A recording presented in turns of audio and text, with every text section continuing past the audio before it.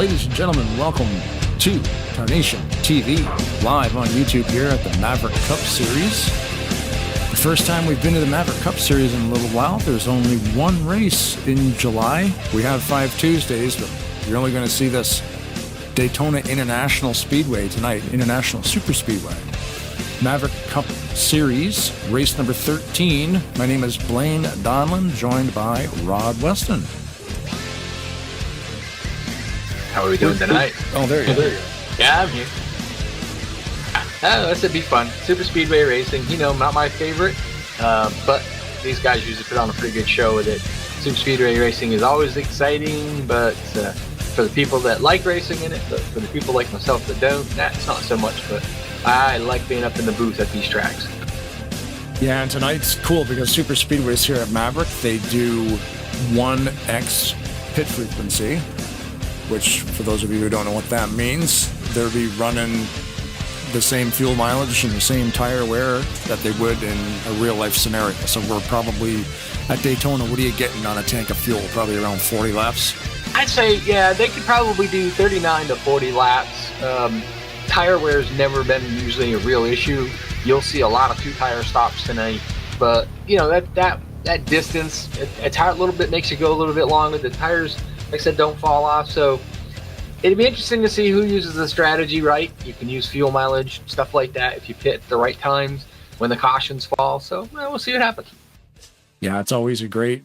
Well, I mean, when Maverick does a super speedway, there's so many people that show up that they have to do a couple different qualifying sessions, and that happened again tonight.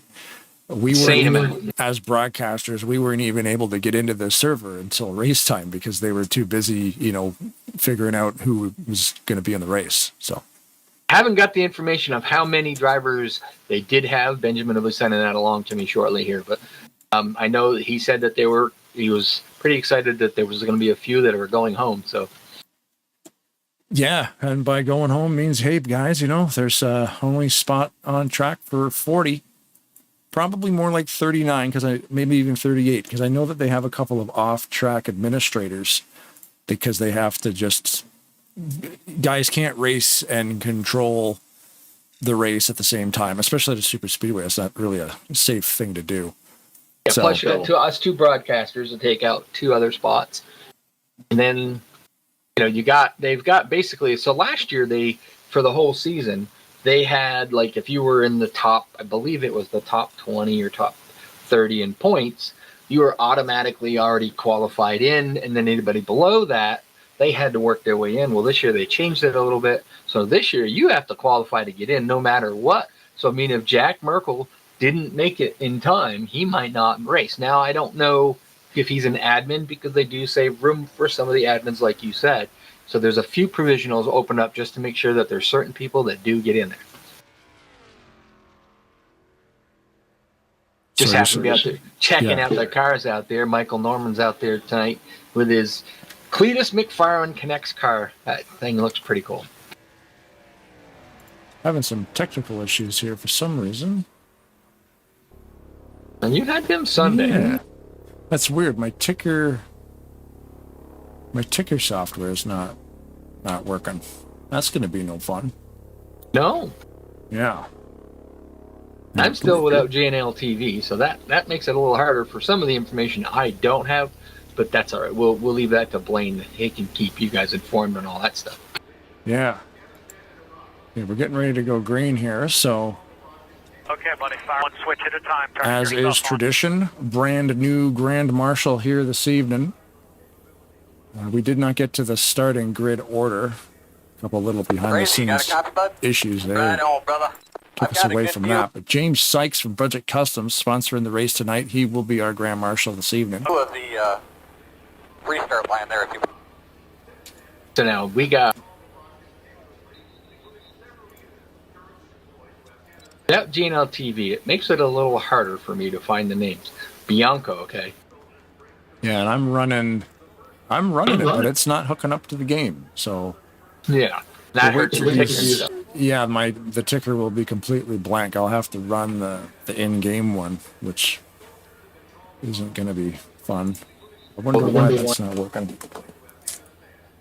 Drivers, Start your engines! That driver start your engines was not James Sykes, but this is. Hello everyone and welcome to the inaugural Budget Customs FireCracker 400 from Daytona. It's the first time for the Maverick Cup Series racing Daytona in July. Things will be pretty intense. We'll see some 3-4 wide racing, possibly, or we'll see a lot of crashing, who knows. But with that said, drivers, start your engines! Good luck and have fun, everyone. Thank you, James, for the Grand Marshal duties tonight. That was actually a really good one. I like that one. I didn't hear it. I had the sound turned down. So. He always, Ben will always ask us, like, what'd you think of the Grand Marshal? And I'm like, you know what? There's been a lot of really good ones. That is definitely one of them. I'm not sure what's happening on the track. They seem to be having more of a demolition derby on the backstretch. Oh, interesting. Yeah, I'm trying something here to get my tickers working. So, Bianca, Median. I think I'm saying that right. That's someone that's absolutely totally new. Took the pole. Michael Norman's going to be outside. Josh Mercurio is going to be in third. Keith Hughes is actually going to race tonight. That's something new. He's going to start fourth. Kyron B. Edwards in the 57 tonight. He's one of the, what do we call him? Substitute guy. He always substitute for everybody. Yeah, he's like he just drives everybody else's car. Yeah. Of course, our points leader, Jack Merkel, is going to be in sixth. Danny Carroll is going to start in seventh. John Goodpaster in the eighth place. Okay, buddy. Now I'm going to remember this guy's name. See, that's the problem with can't remember all these guys, and I can usually look over GNL TV and find it, but Lamas is going to be in the ninth. Ulysses Sandoval, he's going to be out there starting in the 10th spot tonight. Are you getting text messages? Is that what I'm hearing? Yes, I got to turn that on. Sorry. That was pretty. I just hear somebody golfing. What was going on? Apologize for that. That's my bad. I hadn't got a chance to get to my phone to shut it off. Did the server just disconnect? Or is that me? It disconnected. Okay. Technical glitches all around. Everybody got to see my desktop too. I had an issue with my hotkeys as well. So, what's Yuzu? Well, Yuzu is a Switch emulator, but I don't use it. I promise. That would be illegal. No. we thought we did qualifying. Yeah, so it looks like the server just got reset. And now a word from our sponsor. I did not know that, but Mr. Brian Wolf is out here tonight. In the YouTube chat, just reading some of the chats here. Buddy Campos is in the YouTube chat. Right, so is Mackenzie Weston, of course. David Chin, always cool to see David. He's the man over there at ASR. We broadcast over there on Sunday nights. So yeah, welcome to the race, Mr. Chin. And who else is there? Budget Customs is in here too. Thanks, guys, he says. Well, I say thank you, Budget Customs, because you're sponsoring this thing, so that's the best way to that's the best way to say that, man. I can't believe the community on a simulator that was released in the late 2002. Look at me go, Rod. You learned it. I'm paying attention. That we can come in here now, and there's still I've got, there's about 40 people watching this thing. What is it? Oh no, it maxed out at 70. It's about 24 live right now watching. It's not huge numbers, but again, in a couple of days, these broadcasts get a few hundred hits, which is kind of wild. An old simulator like this still has all this attention, and people want the broadcasting services, and they charge a couple of bucks, and these leagues come in here, and you can see this list rolling right now. These are the season stats for Maverick so far after 12 races. There's been, I think, 98 drivers. Every week I upload these stats. This list gets longer every week. And that just means there's 1, 2, or 3, maybe even 4 people every week that haven't raced here before. And that's why the list gets longer. It's amazing. Ben runs an awesome league over here. Gets a lot of drivers He does. And you're going to get a lot at Daytona, and anyways, that's the nature of the game. But well, we were kind of talking about that because Daytona, like when it comes to super speedways, like I said, the racing, it's hit and miss at a super speedway because there's not a lot of room out there with everybody being jammed together the whole time. We tend to get, I mean, it's just a different style of racing. Michigan, big wide tracks like that, and faster in certain spots. But Daytona and Talladega are just sort of very, very popular, to say the least. I don't get it because it's never been that, to me, it's never been that much fun. Mm-hmm. You do. I mean, anytime you get these tracks, you get a bunch of people. Not only even just this track. I mean, there's a few of the homemade and made up ones that are out there that people just love racing these super speedways. Like I said, to me, I can't hold my breath that long because it's just crazy. It is crazy. Some of the homemade ones are great too. And there's a lot of leagues that run those ones. There's some really good tracks. Fantasy tracks, upgraded versions. Like this is an upgraded version of Daytona. Same with Talladega. There's updated versions of that as well. It just never ends. Lots and lots of content, lots and lots of people. But the High Voltage Racing League is here. We're about halfway through this season. Let's check that out. We will be back here on August 5th at Rockingham Speedway, followed by Indianapolis Motor Speedway, Michigan, and then Watkins Glen. Those are the August races. That's very cool. Watkins Glen, always a cool track. Just looking down through the point standings, and Josh Mercurio's in second, but he's only ran 11 races. Mm-hmm. Jack Miracle has run 12. And then you got Austin LaPlante, Michael Norman. They've run 12 races, and they're in the top 4. And then you start getting down a little bit lower than that. Some of the guys that have only run 11 or 10 races. And you got other drivers down there, and it says Keith Hughes has run 12 races, but we know that he hasn't. He's basically been playing sitting admin. So same with us. We've run 12 races too. Yeah, but we're not in the points league. What's up with that? So that's an interesting thing that you say that, because Keith Hughes actually won the first Daytona, like the opener for this whole season number 5 here at Maverick Cup Series. He won Daytona, but so he won't be able to repeat that win. Right, and then he just sat back, and I think we got to the first road course, and he decided that he was just going to be a sitting admin. And I'll tell you got to give props out to the admins that play the sitting admin game.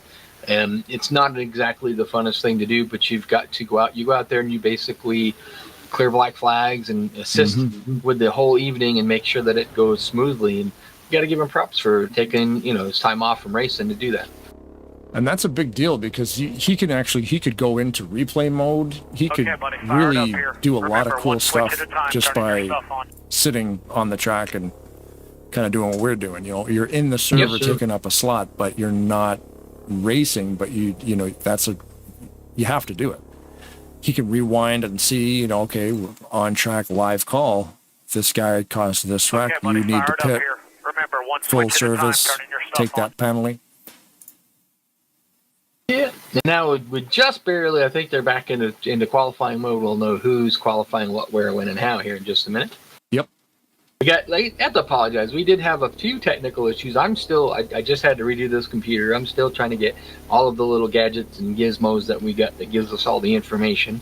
Fortunately, Blaine, he's got some of that. He also sends me stuff that gives us more information, but a little harder than the names for me too.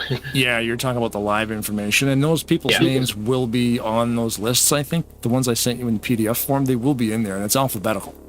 Yep. So that's good and bad because the points leader will be halfway down the thing, but if you needed a name, I believe they're alphabetical.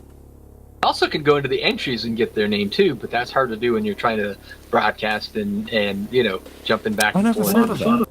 Yeah, you could use a cell phone, take a picture of that. Yeah. Snap a shot, then roll to the bottom, and then snap another shot. Yeah, Brian Wolf is out here in the 295 car. Wolf over at ASR, running the series there with us on Sundays. Do you wanna grab Wolf and bring him up here? See if he We can wants to try. chit chat. Let's see if we can find him. There's a long I got list. my whisper. Brian Wolf, you got me? I'm going to bring you out, buddy. I got him on whisper button.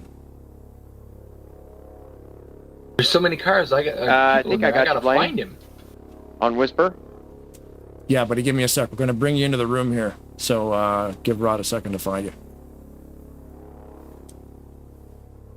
Rod is feverishly looking for him. He is down there. Brian Wolf, number 29.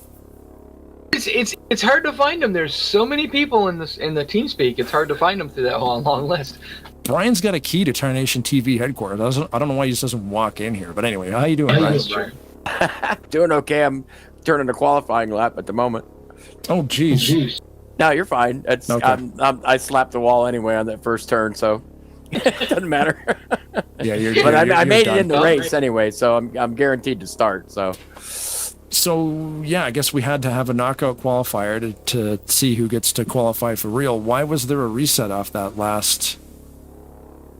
We were kind of curious. We thought we were going green there. I really don't know. This is my first time actually racing here. The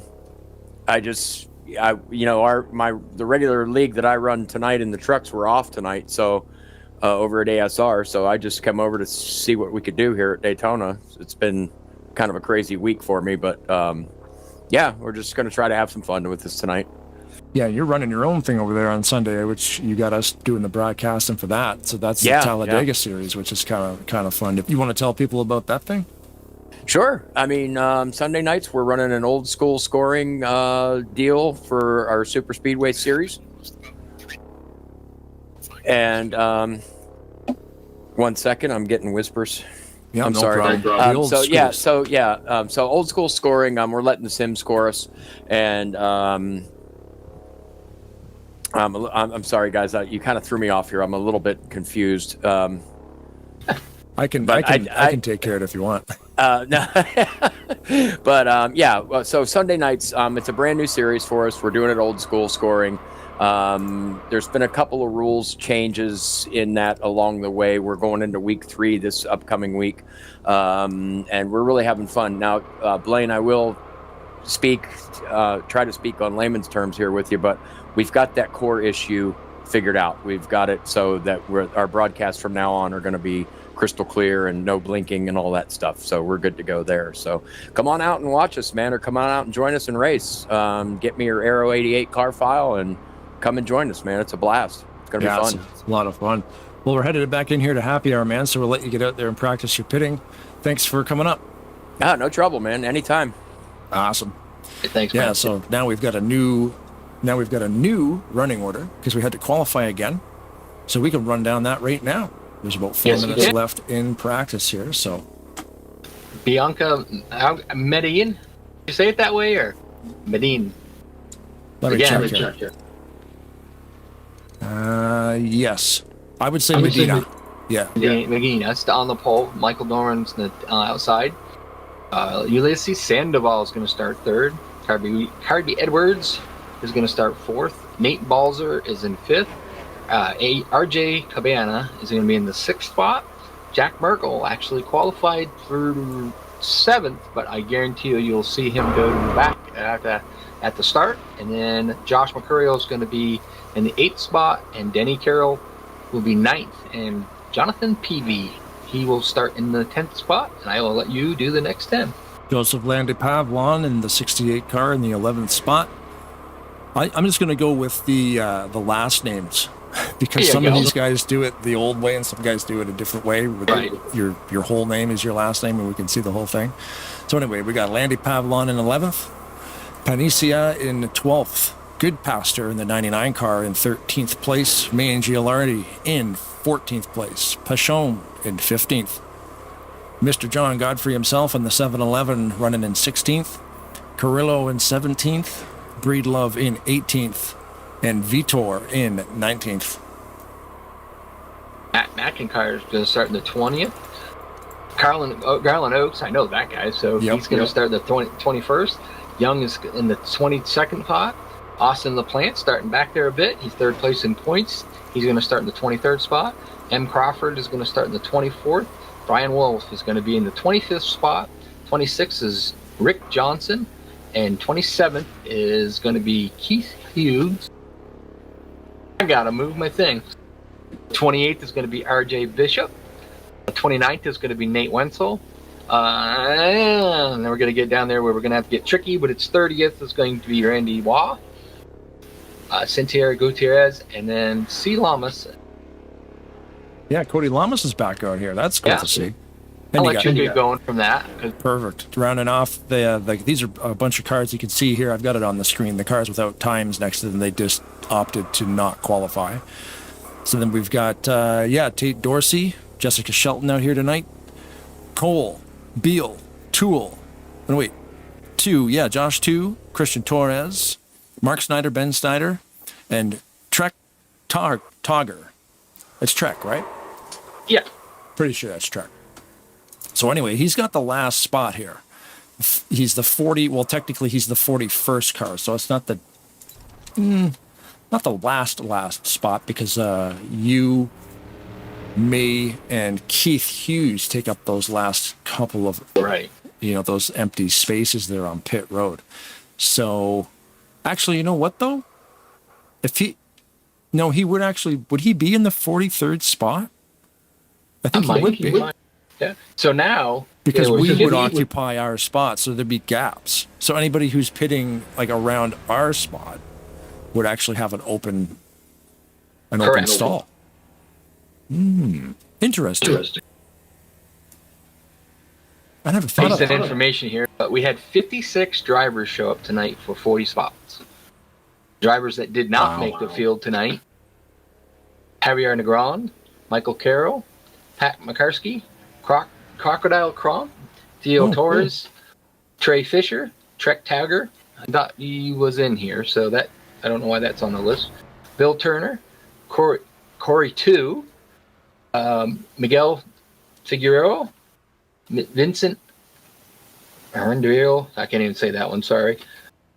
Dan Matthews, Dan Dallas Shake. Gutierrez is in there, right? But a different one. Okay. Gutermo Santos, sorry, Matias Mankey, and Daniel Rodriguez are the drivers that did not make the show tonight. See, there's some names in that list of like regulars here too, like Matthias Yankee and Gutierrez, depending on which one. Yeah, Mattis, Yankee. Yeah. Huh. Wow. Yeah, that's cool, man. So they had 50 people show up. Crocodile Crops, he's been there. And quite a few of them too. And they didn't make the show. Wow. Yeah, people love this stuff, man. Especially when it's Daytona International Speedway. We have run out of time here in happy hour, so we're getting ready to go green. We will roll Mr. Sykes one more time, the Grand Marshal on the evening, James Sykes. We're just rolling around 9 o'clock right now, so we're actually right on schedule, even though we thought we were kind of behind schedule. Oh my goodness. The 86 is damaged. It says happy hour, so we're going to be okay. All right, ladies and gentlemen, 100 laps. Okay, buddy, fired up here. Remember, one switch It's called the Crocodile talk about Crocodile Crump. It's the FireCracker 400 because it's a 400-kilometer race. And it was called the FireCracker 400 because it always used to be on the July 4th weekend. Yep. Yeah, Ben said this will be a staple at Maverick, making sure that the old school...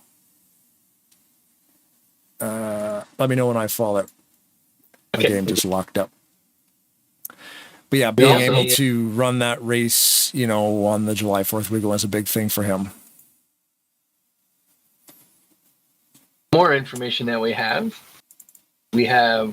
from different countries and stuff. We have 32 drivers from the USA. One, number 4 from Argentina. One from Brazil, that's the 70. One from Chile, that's our pole setter tonight, 003.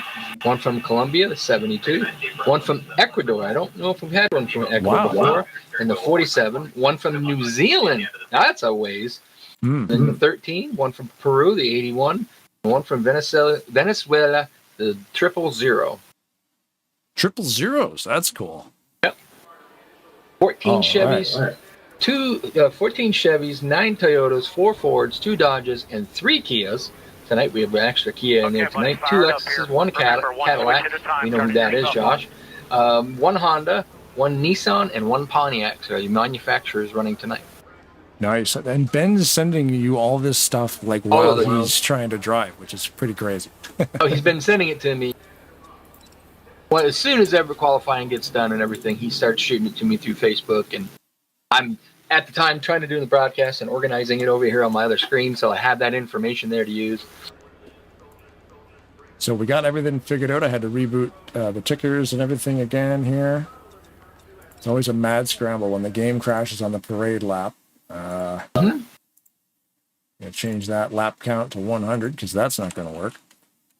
A lot of familiar cars out there, but a lot of different ones. I do like Jonathan Peavy's car when you get a chance to see that. Okay. The old AMC colors. That is pretty cool looking. There was my local track where I cut my teeth. There was a guy that drove in the division next to up to me. I ran like a street stock. They had what they call, I think they were super streets or whatever. Basically the same thing. They just had a little bit more motor, a little bit bigger tire, and jack and bolts. He ran that same paint scheme. That's kind of cool looking.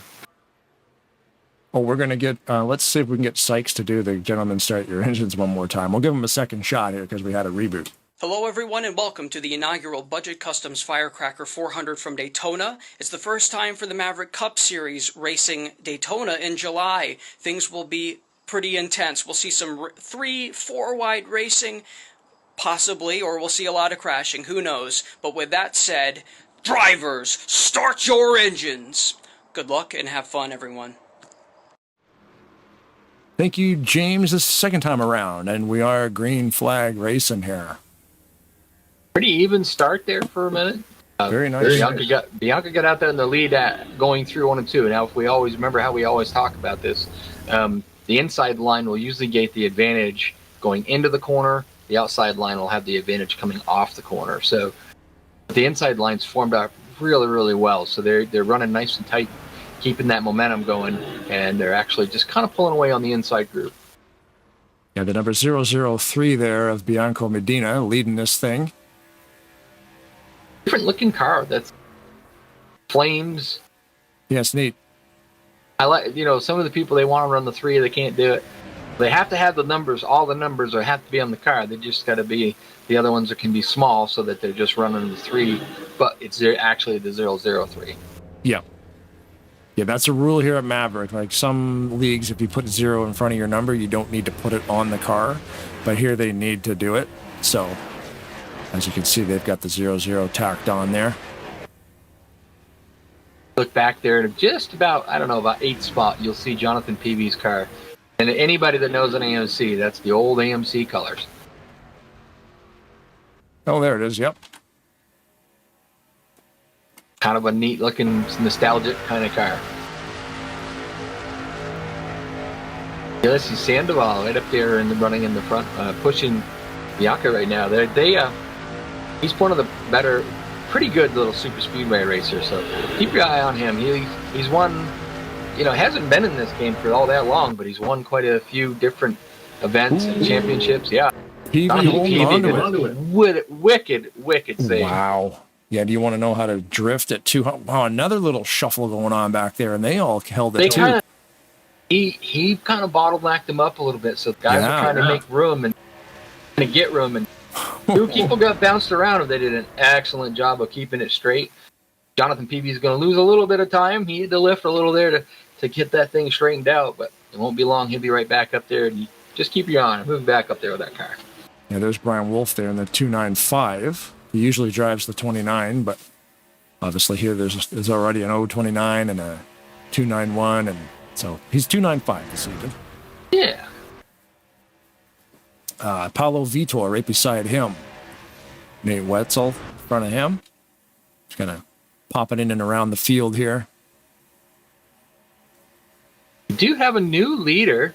Took it on the outside with the RJ Cabana. Another great super speedway racer. Yep. Being pushed right now by Michael Norman on that high side.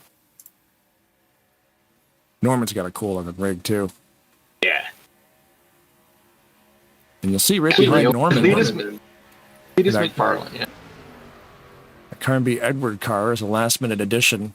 It's just gray, no sponsor. That's on purpose. That's not a generic. That's what he's driving. For the Schneider boys tonight. Yep. In the third Kia of the event. That's what Ben said. He goes, we might have some extra Kias tonight. I'm like, who's stepping on your toes? Because the Kias are a Snyder thing. But yeah, Team Snyder, Team Maverick, whatever you want to call them. I can't remember the actual name of the team. But that's what they do. Kia. Cabana and Norman finally kind of got far enough out to the front where they can actually choose the different lanes. So they've been moved down to the bottom. Then when the momentum started coming on the high side, they've been moving back and forth. Typical stuff that you're going to do out front. You go where the momentum's coming from. So you try to just keep yourself out front. This TV2 camera is obstructed, to say the least. Yes. I know you got different camera views than I do, but I always use TV2 of the big speedways like this. TV1's hard. TV2 is pretty good. To get on the front straightaway, there's some stuff in the way, but it's got those locked on wall cameras on the back, which is always cool. Yeah. Only other good one on here too, though. Oh, look at that! Drifty. Come on, save it. Nope. No. He almost had that. I know. That was a great looking. Almost had it. Who was that? That was the 79, right? So that's what I was trying to find out. I think that was Nate Balser. That was Balser. I was trying to figure out what happened. He got. And he got just a little bit of a. We're in the replay here. We'll actually watch it from helicopter cam. He tapped the apron just a little bit, loosened the car up. He actually never got hit. The 41 never touched him. No, but he didn't get him. He saved it. Yeah, Nate did save it. 100% Nate. Wow. Okay. We're going to go ride that on board with Nate. That is wild. He made that save and he danced through a wreck. And he did the right thing. He stayed at the bottom. He stayed in the bottom, stayed out of the way. Just some of the other drivers in the back, the reaction to him that happening, thinking maybe he's going to come up on the track and whatnot, they ended up kind of just touching each other. And before you know it, there were a few guys spinning around. Look at that. And he's able to dodge this accident. Holy moly, man. He dodged 2 or 3 of them. Yeah, no, he got on the brakes without getting out of the throttle, right? Because if you get off the throttle, you're going to send that car around. But he just stayed in the throttle and was just probably slamming on that brake. See the cars whipping by him. That's just because they've got a lot more speed, momentum. Going sideways slows them down a bit. Mm-hmm. A little bit, yeah. Not really putting the power down when you're sliding sideways. It's like RJ Cabana, Ulysses Sandoval, Michael Norman, a few of the other cars in the back are all pitting. Michael Norman didn't take tires, neither did Ulysses Sandoval, nor did RJ Cabana. So basically, remember I said, tires aren't really that important. You're going to change tires probably maybe once, during the feature of the whole race, but fuel is. So even though they were up front, they thinking about it. Well, we've had 8 laps. That's 8 laps further we can go. We've seen times when people pit under green flag conditions. You don't want to pit with everybody. So you got 2 or 3 guys like Michael Norman and him, RJ Cabana. They were running really good together. They're going to pit together. Them guys are really, really good at getting in and out of the pits, and that hopefully will, help them out a little later on in the run. And getting in early is always good. Yeah. Josh 2's out there tonight, too. I didn't notice that. I just happened to notice that he's in front of RJ Cabana there. Trippy looking little Dodge of his. Kind of cool looking rig. I like it. It's simple, but it's nice. As everybody goes, I wonder if we'll get any more takers. That's what I was wondering. For pitting at this time, because it was kind of like the front quarter of the field Thank you, everybody, for watching, by the way. We'll get to some of the YouTube comments under this yellow. Just the start of that race was pretty entertaining, so let's see if anybody comes down here. Thank you to Tyler Mallon for designing this awesome utility I'm using right now called FreeCam. I'm using version 2.3.1. We got that Chris Elliott guy in there. I guess he must have got his finger stuck on the cap locks, and he's typing their names all weird and whatever. Now, you know, can't tell him, just go play some golf, you know? No. I like Chris. He's a lot of fun. Yeah, it looks like the remainder will be coming down. Still got the people that were up front. They didn't. Some of them up there didn't pit. Different strategy. Sometimes it's like you and I always have this debate whenever we talk about racing at the super speedways. You know, do you want to be up front? Do you want to be out back? In some instances like this, when you got this many cars, being up front is probably one of the smarter, you know, can be a smarter way to do it, because when the stuff happens, it's all behind you. Yes, exactly. But if that strategy doesn't work out and you end up in the middle of it, to me, that's when you say, go to the back, just stay close enough so you're still in the draft. That's the thing. At the tail end, it can change drastically sometimes with that draft. If you lose that draft just a little bit, you know. Oh, you're 10, 20 miles an hour slower. Yeah. You're you know, in about 5 to 10 laps, you're getting ready to get lapped. Not a lot of fun out there running around by yourself. No.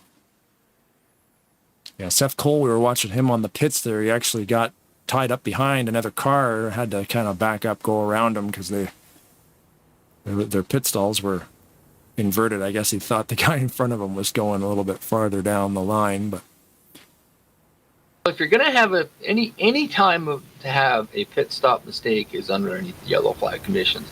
Yeah, that happens in the green flag positions. That can cost you a lot of time. Hopefully we get some green flag pit stops in there, and you'll see it really spreads out the field, because you've got people that are really good at what they call hot pitting. So they get down there, they get in right, stop right there, do the 55 mile an hour to their pit stall, get out, and as soon as they hit that line, they're right back into it. Pace car's pulling off right now. So Medina has lane choice and decided to keep the bottom. Carnby Edward to his right. Green Looking flag down again, lap 10. Bianca got a wicked, great start, but that's not always a great thing to do. Whoa, we got a little bumping and banging in the back. Just because you get too far out, you get too far ahead, you'll see these guys start running them down. And then you got to be real cautious about that. Their speed differences are pretty intense, and just like that. So there it is, yep. Somebody pulled out to go by him, and so that's a block, and that's what Matina's trying to do, is just trying to keep out front. But you got to be careful doing that, because if you get it just a little bit too late, you're going to be around. Yeah, and you're allowed to block here, but only in the last 5 laps. I mean, you can block, that's fine. But if you cause an accident, that's not fine. If you watch, they're blocking. They're not really blocking. They're just trying to stay in that line that's got the momentum. Right. You just got to be you got to make sure that you time it right. Because if you come up too late, you're going to get hooked. And he's actually bouncing between both lanes and holding that speed. Yeah. Well, that's the thing. Wherever remember the bottom lane's going to be good in the corner. The top lane's going to be good on the outside and going down the straightaway. You just keep playing both sides, trying to go where the momentum is. Didn't get up there in time, but I think that decided to stay down at the bottom and try that for a little while. Going back up. Oh no! Didn't see what happened. I looked up to check on a name. Wow, that's the big one. Just about everybody involved. E2 slowed down and made it through. I think I saw Benjamin Snyder, Matt Snyder made it through. Jack Merkel, a bunch of the guys just slowed down, went right to the high side. There were so many cars involved in that. And as you can see, yellow flag on the racetrack. We I don't know how many load cars that were up. involved, but that was probably more than half the field. They are running moderate damage, which it helps a little. In an incident like that, you're going to still get some damage, but with moderate damage, sometimes it can get fixed up and you'll be okay. So we'll go into replay mode here. We'll put it in slow motion, just half speed. Now, Mangiel already got loose and hit the apron. And he shot up the track, obviously, and took out row 2. Yeah, that's a lot of cars going through the grass. Second place in points, Josh Mercurio involved, was the first car that he hit. You look at the replay there.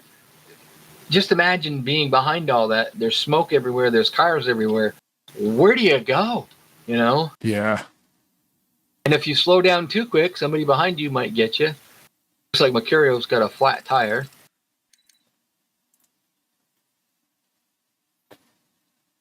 Stuck on the grass. Mangialardi's got it's not Carroll right behind him. I just hit the restart the race button on my replay.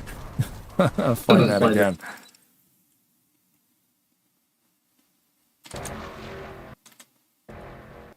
Yeah, he just tapped the apron, I believe. Yeah, I don't know. He got out of sorts there. I wonder if Denny got into him. I don't know. To go, might have. I've been just trying to give him that bump draft off the corner to get him going. Well, you know what? That replay, he never hit him. But it might have upset the air, because that does happen too. Yep. You get that arrow loose thing, right? Right there, he never touched him, but the car started pushing. He did touch him after he got sideways, but yeah, that's pretty close. Roof flaps doing their job, holding that car on the ground. That's too bad. A lot of good cars in that one. Yeah. Few people were able to sneak through. You got any cool ones you want me to watch? Oh, the 88 RJ just went for a ride. Holy moly. Michael Norman was upside down. I mean, Jorge Pachon, I don't know if he hit anything, but he did go down and mow the grass for us, but he just slowed down. Oh, the 88 did go airborne. It's fun to do with free cam is you put it down on the grass, and if you put it kind of like where you need it, and then you set yourself up. Like, why would you put the camera here, Blaine? This is super boring. Nobody needs to see this. Well, unfortunately, RJ Cabana is going to land right in your lap.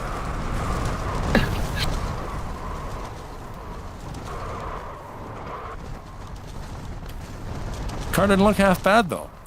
It's still running. Remember, moderate damage.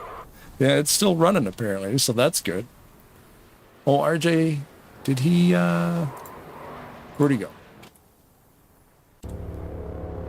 No, he's still out there. Nobody has retired after that. We have one car, one lap down. And that was the 93. Right.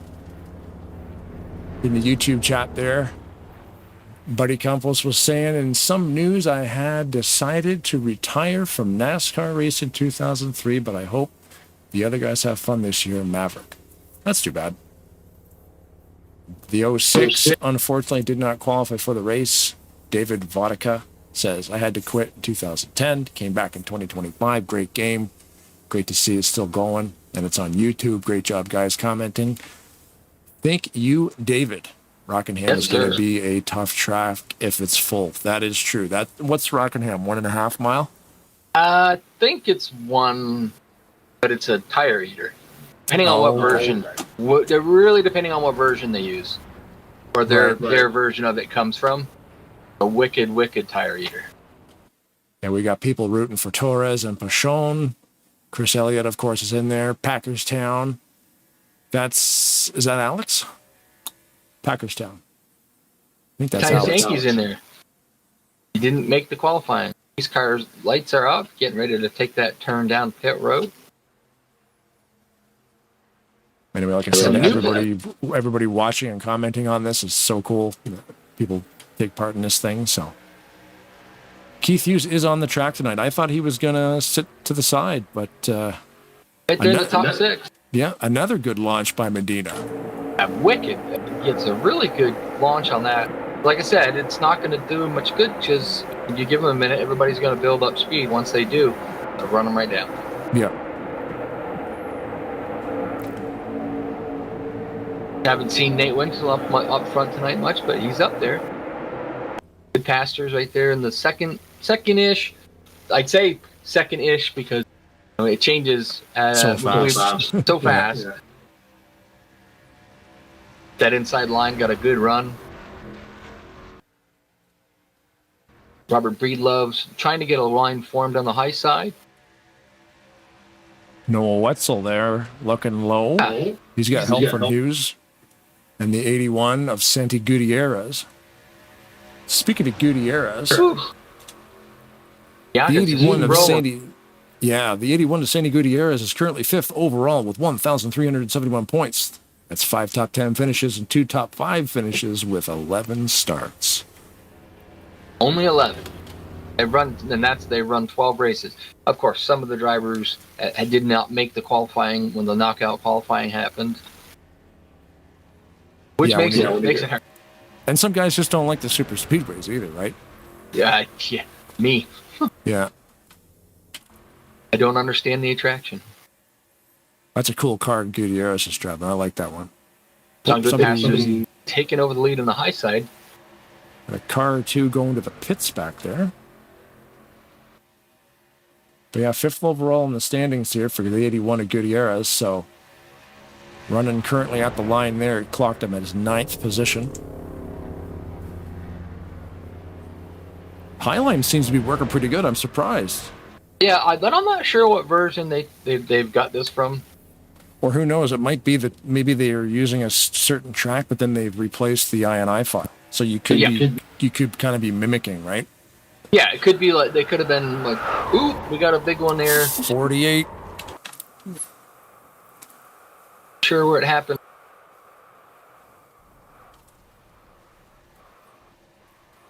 Whoa! Oh, the 73 almost got through that.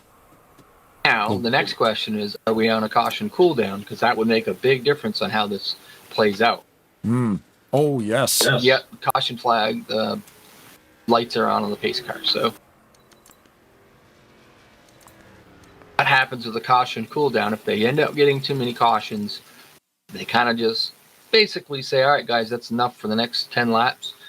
Nothing. There's not going to be no cautions. Well, slows them down a little bit. You also have to get like 2 or 3 in a pretty quick succession, too. Well, it happened in front of Hughes. Okay, I saw Hughes going around. So that's actually Dylan Young on the 42. Just saw somebody get turned, but turning sideways. I can't really... Sometimes it looks different from certain camera angles. So this might just be the best one here. It doesn't look to me like they touched, but I think there might have just been a little bit of an internet hop there. He came down a little bit out of his line.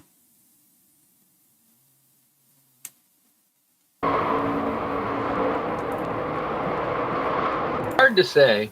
Of course, it's not our judgment call that decides what happens there. But in our expert opinion, I think he kind of crowded him down just a little bit too much. A little bit too much, yeah. And it looks like the 03, he's got a good connection, but it looked like he did a little bit of a shimmy right there, and that might have just... It doesn't look like they made contact, but in the game, it's like, they in the game they touch, maybe. It's one of those things.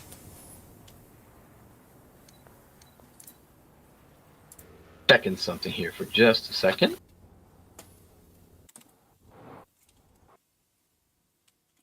In Chile, just curious to where they were located. The whether, if that would have made a difference. And, we have one from New Zealand. If they, like the ping, yeah. Yeah, the connection, I mean, with high-speed internet, it's still pretty good. Like, the guy's on the other side of the world, and he's still pinging at like 200, so it's not too bad.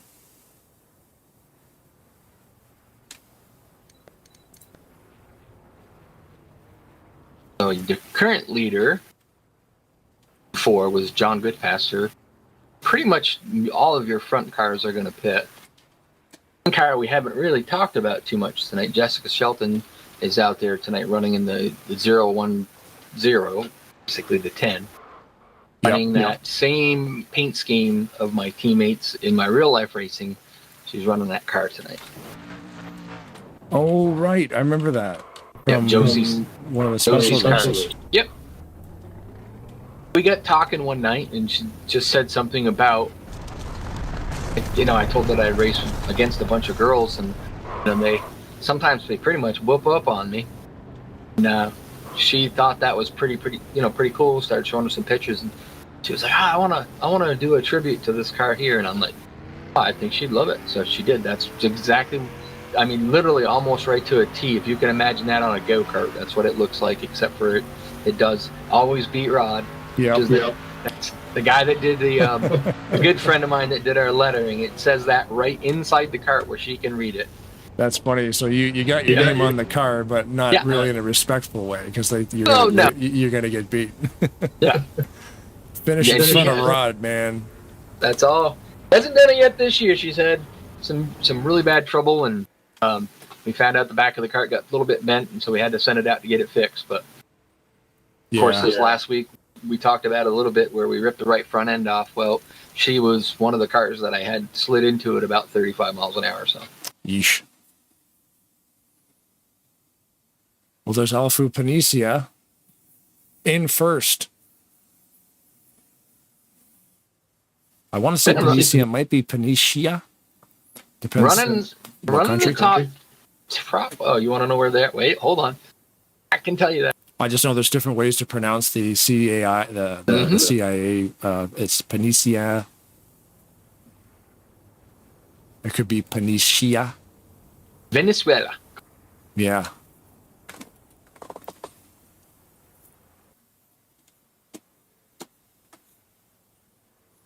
And Matthias Yankee in the YouTube chat, they're saying he couldn't make it into the qualifying. He was having problems loading the track, but he'll be watching. Thank you, and commenting. So that's cool too. RJ Bishop's in there tonight. No, he's in the field.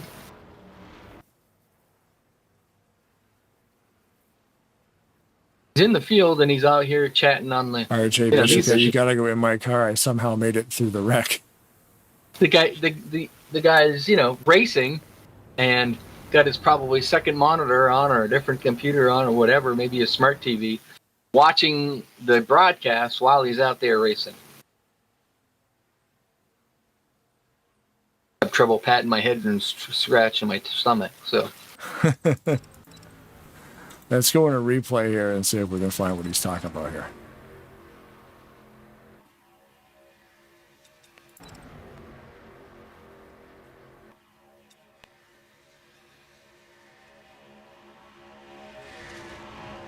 Yeah, it's crazy, like when you've got so many cars on the track and you try to keep an eye on stuff, and sometimes, okay, so he says he got through this. So we're going to back this up, and we're going to go cockpit riding with the 78 of RJ Bishop, as per his request in the YouTube chat, to watch how he gets through this wreck.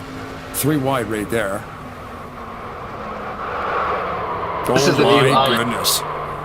Oh, man. He almost got smoked like twice right there. Look at this guy. Wow. Everybody around him was getting demolished, but he just... His car is off. We're getting ready to go back. Perfect timing. There we go. RJ, that's some driving. 20 bucks an hour, he'll teach you how to do that. Yeah. He's a nut. I like everything he gets him. Yeah, I love stuff like that. Yeah. Back up to the front here. Panisia in first and Medina right behind him. Landy Pavlon in third and Carnby Edward fourth. Robert Breedlove, Mangialardi. Mike Mangialardi, Keith Hughes, Sandy Gutierrez, Jorge Persona, Noah Wetzel, your top 10 at the stripe last time by. That'll change. They're starting to form up a second line.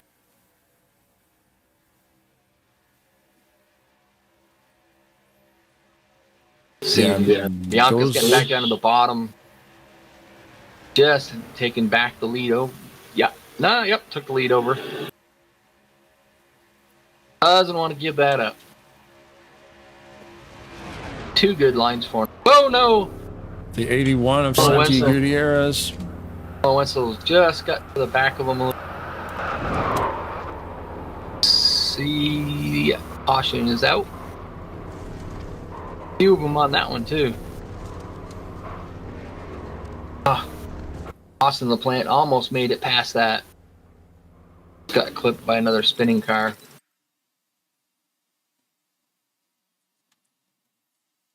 Yeah, see how this started here. Angelardi on the bottom line. Wetzel got underneath. Gutierrez there. Helicopter view, slow motion. Yeah, just tagged on the left rear. That's not hard. You got the momentum. You want to use it. Time you just gotta back off. Nice move by Pashone in the 72. He actually got around it, but then he actually got collected there by Peavy. So it sort of started a couple of different wrecks almost. There's another wreck happening behind it. So that one might have just been a result of checking up. Yeah. Mark Snyder hit the apron, actually. Well, they were able to, The 24 was actually by himself. That's Jack Merkel. Him and Carroll. He just probably reacted to the smoke. Yeah, he did. Lifted and lost the back of the car. And that caused a bottleneck again, so. So we got Brian Wolf in there, got 2 in there as well. That is one of the, the only downsides to having 40 car fields. When it happens, there's not a lot of place to go. It does take a lot more cars. Mads Crawford got it pretty bad on the driver's side there. You can see took some damage. Car is actually supposed to be clean on this, but it's actually scraped up. Still a nice paint job. Just got a couple little ribbons on the side there now. Making an aerodynamic disadvantages or maybe advantages, we don't know. That's the thing, you never know. You hit it in the right way, maybe it's faster. That wheel sticking out there. Who knows? Overshot his pit stall there.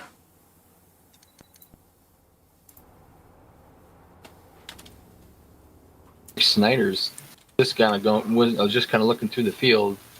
He's smoking. Looks like he hit something pretty hard. You have some retirees.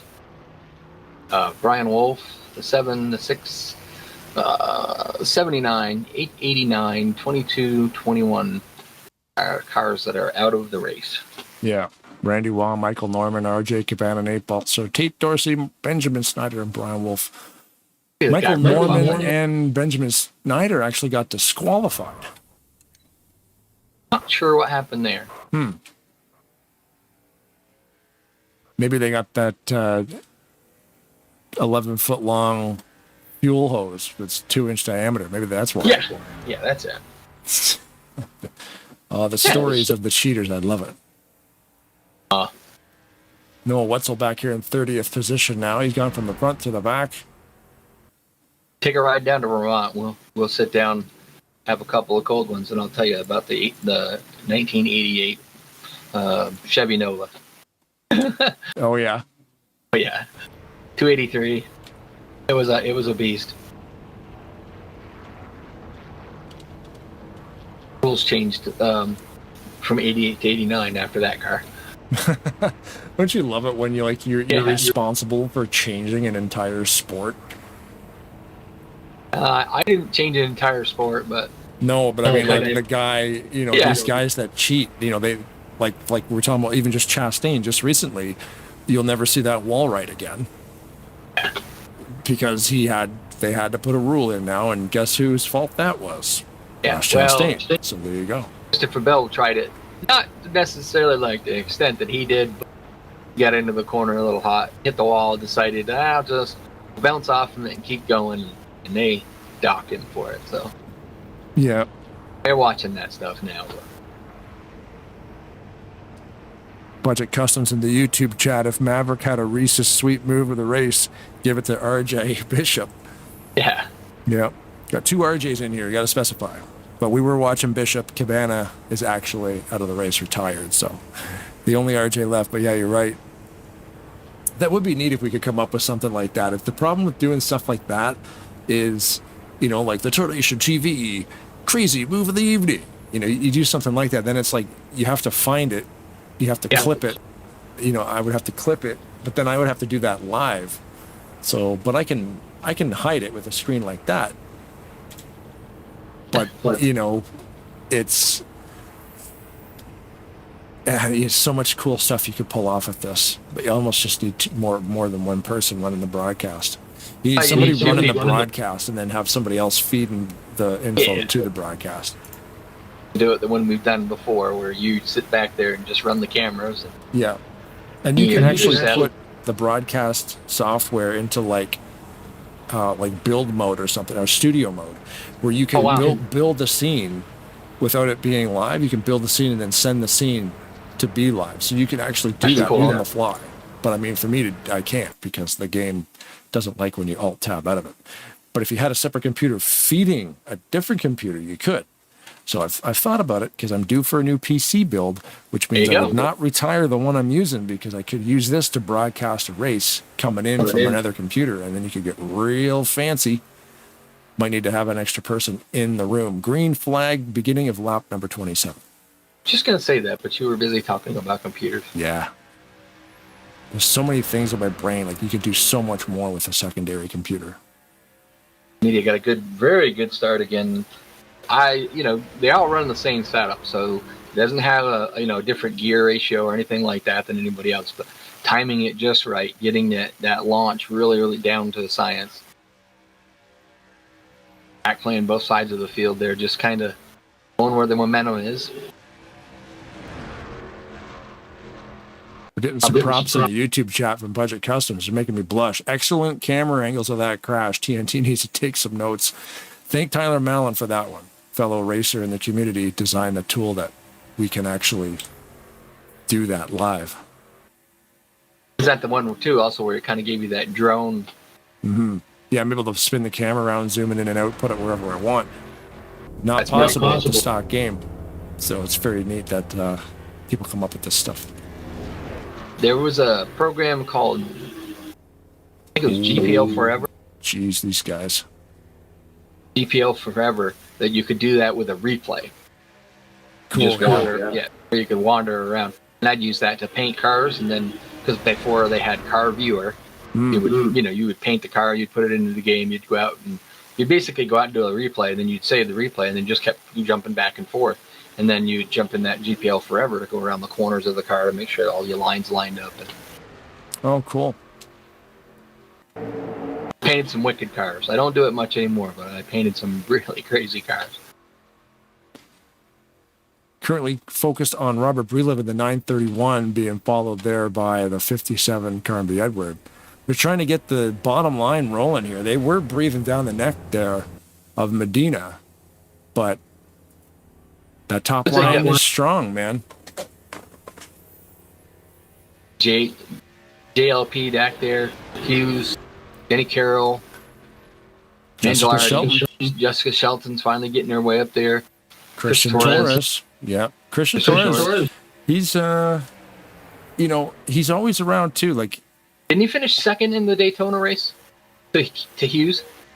I'm just checking right now. Yes, he did. Yep, he finished second, and Denny Carroll was in third. in the first Daytona race. Yeah, that race took place on March 18th. And here we are, July 8th.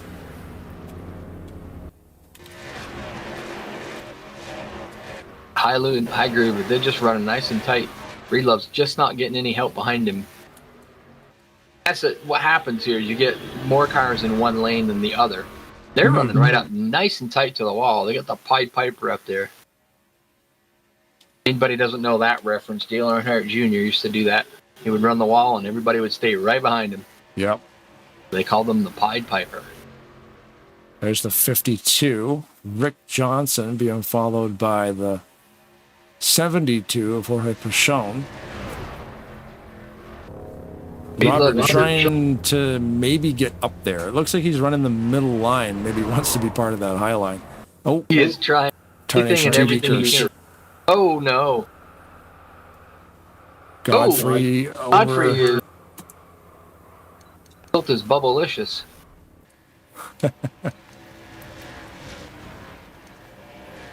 We'll go into replay mode here. We're talking about Breedlove, though, so he's still going straight. Yes. Didn't curse him. It's usually whoever we talk about. Yeah, we were mentioning Pachon. Oh, yeah, that's right. You mentioned Pachon, that's it. Blame Blaine on that one. Yeah, looks like yeah. Look at like Godfrey goes over. I'd say a product of having so many cars. Yeah, it happens. You get more involved in it. This car that's picked up the field on the backstretch, and all you can see is smoke.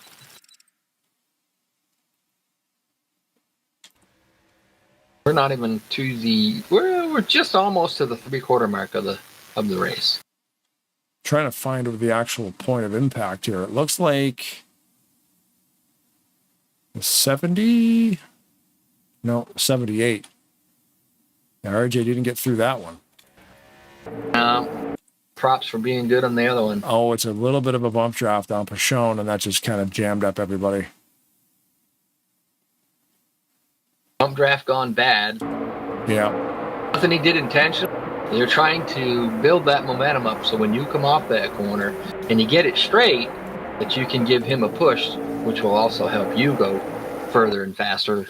And it just happened at the wrong time, wrong spot, and ended badly.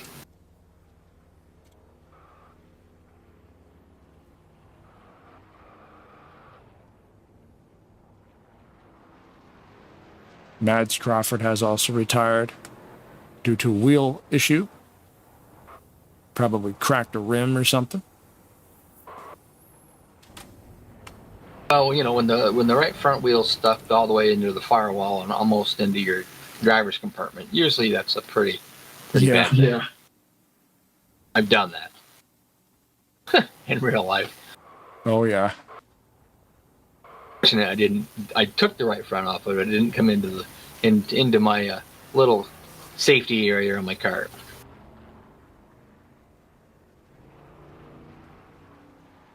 Jessica Shelton made it through that as well. Currently up into the 7th spot. Took the pole last time that she had that car out.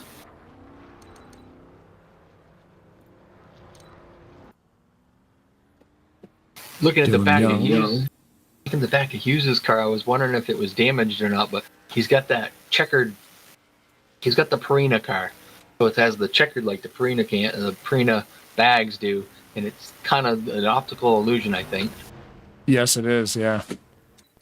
Looked like it was messed up in the back of it, but it wasn't.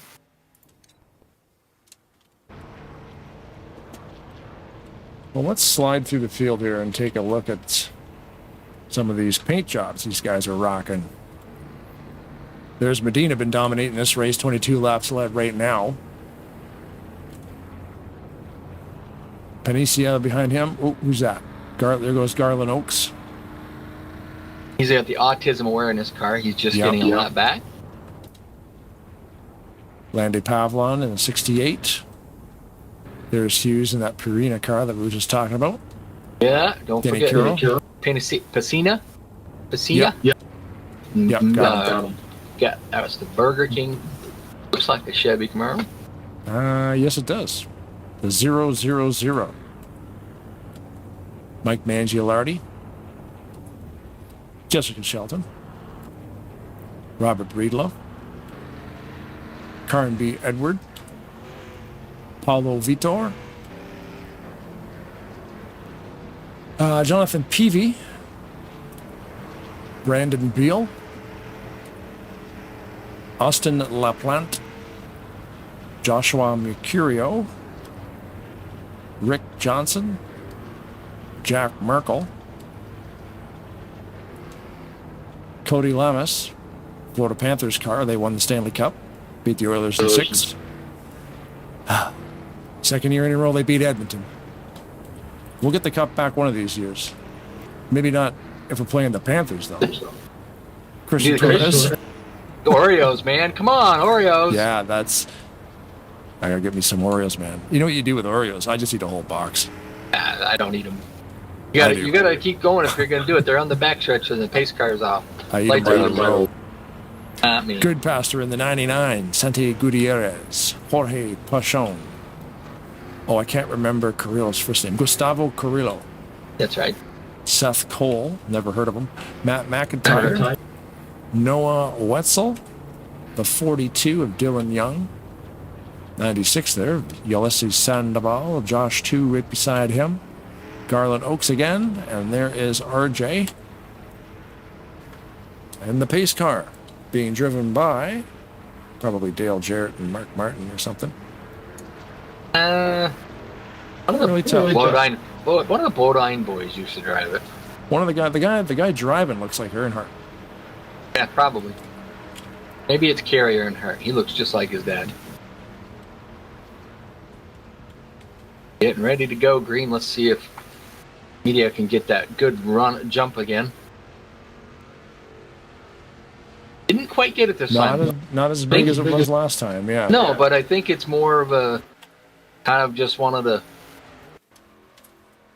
I've been doing this, the same thing right there, going right up in front of Pushon all night, because it's not Pushon. 000. Oh, Patricia. Yeah, Patricia. And going up in front of him all night, just kind of getting up there and getting that high line working. Oh, JPL just sniped up in there. See, and it's like these guys get some really good runs going, but we're not getting to a green flag run because we're talking almost 40 laps on a tank here. So, we'll get a good 20 laps in, but then there might be an accident. Everybody's taking advantage of those pit stops. Yeah, you would. You don't want to be caught out there, having to pit under green by yourself because you're the only one that didn't pit and get fuel. Mm-hmm. Like I said, tires is not as critical, but fuel is. But I'm thinking, though, too, because, because we are on 1X and the fuel will last a lot longer, these guys will just stay up front. You take that gamble, though, like you said, we end up running a 60-lap green flag run, and then you're going to get railroaded. All depends. If you've got enough of your buddies up there with you, guys pit well together, get in and out all the same, you get 5-6 cars, you won't lose that much. You get 6 cars in a row, they can run down, maybe 20 cars. I'm not exactly sure in this game what the number is. Obviously, 1 car is slower than 2 cars, 3, 4. As you get that line longer, they become faster. At some point, it doesn't matter how long the line is, it's not going to go any faster. Right. Believe once you get about 6 to 7 cars, it doesn't improve. Consistency too, right? Like you've got to have, if you have a line of 15 guys that's consistent, those little mistakes cost you time, and it will end up being faster if you're kind of bouncing around out there. Look at the top 6 right now, basically ending it off with Breedlove. They're just running nice and tight. They're stepping out of line. So they're running. Now, are you going to win playing follow leader? No, but if you can get see what they successfully have done is they prevented that inside line from getting inside them, which could cause a bigger wreck. Mm-hmm. Run like this for a while, then you get in there and you pit. Then when the pit stops, green flag pit stops start happening, you really start splitting up the field. Whoop, another spinner back. RJ Bishop got T-bone. Question is, yeah, yellow flag is out. We'll get you a replay on that one. Jessica Sheldon's running up there right now, currently in the 4th position. Good super speedway racer. Not sure what got him boxing. I know I saw him sideways. And Something happened in front of him. Yeah, Noah got into the 47. It's funny when 47. Gustavo. Funny when a race car driver decides to become a pilot and they realize that they don't have any control over it. Okay, so RJ got through this. So you got through it, but they lost control of it. Oh, okay. And then got T-boned by Matt McIntyre, the 738. I just saw, all I saw was in the back. I was kind of looking up and around the top 10. Oh, he got hit hard. Yeah.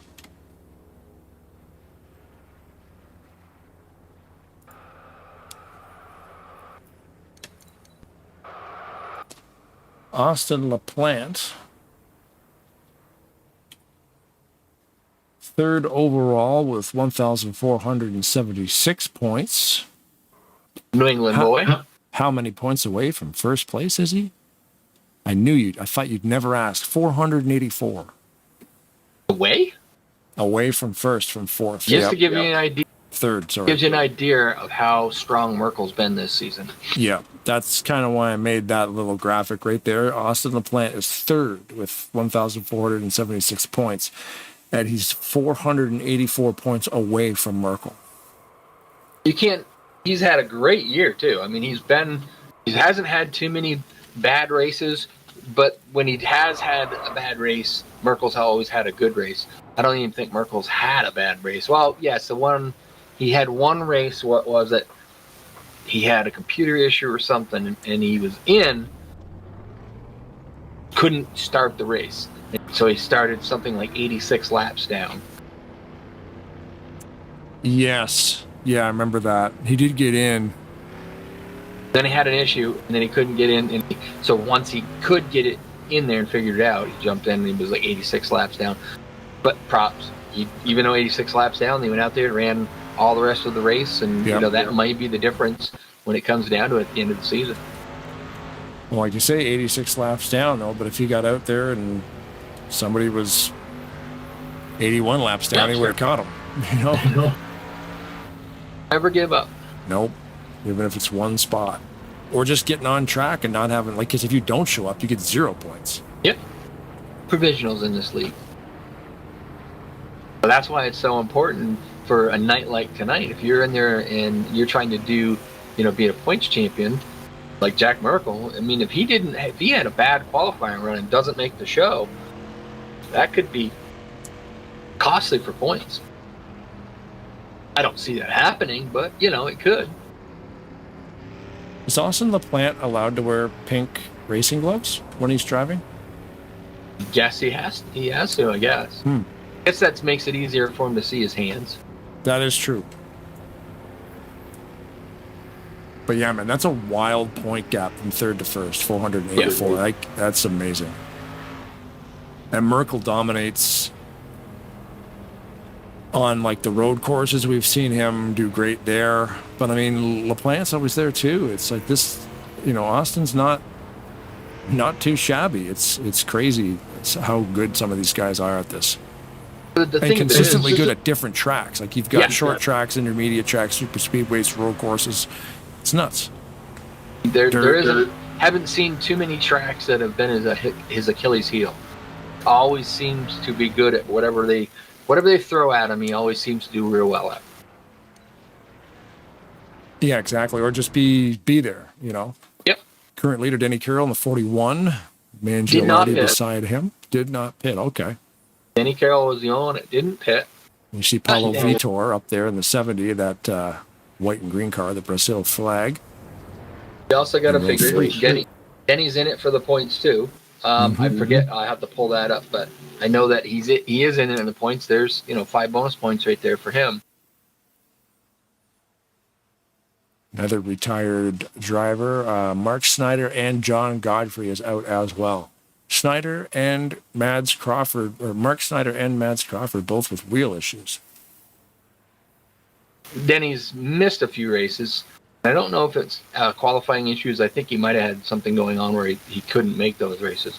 But he's currently only raced 8 races and he's 19th in points. So gotta do, if he wants to try to contend with this. I don't believe they do any kind of playoff, right? They just go points all the way through. I believe so, actually. Yeah, I think it is just race to race. Mike Mangialardi there on the outside. Josh Mercurio is back up near the front. He's not had the greatest of nights. I've seen that pink Cadillac sideways a few times in some of those bigger wrecks. But in 6th position there after that wreck, Sandy Gutierrez right back up in 6th. Got in an accident and still found a way to be in row 3. Now, Bianca's back a little ways. Trying to wait and see where they are. A ways back. Their work for them caught out for them to get back up near the front. There's Rick Johnson in the 52 on the low line, seeing what's going to happen here. Is Denny going to move to the top? That seems to be the strong line. Them guys got a really good run coming. I bet you if he's smart, he'll get up there in front of them. Yeah. He makes that move up to that high side. Kind of keep his eye. He's looking more backwards than he is forwards. Got to go where the momentum's coming. Brandon Beal there in that 23. Sponsored by Kick.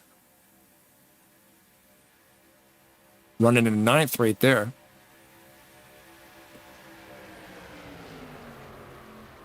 Just checking back up on Median just to see whether progression through the traffic is what it's like. Going along pretty good. Started the race in about 21st position.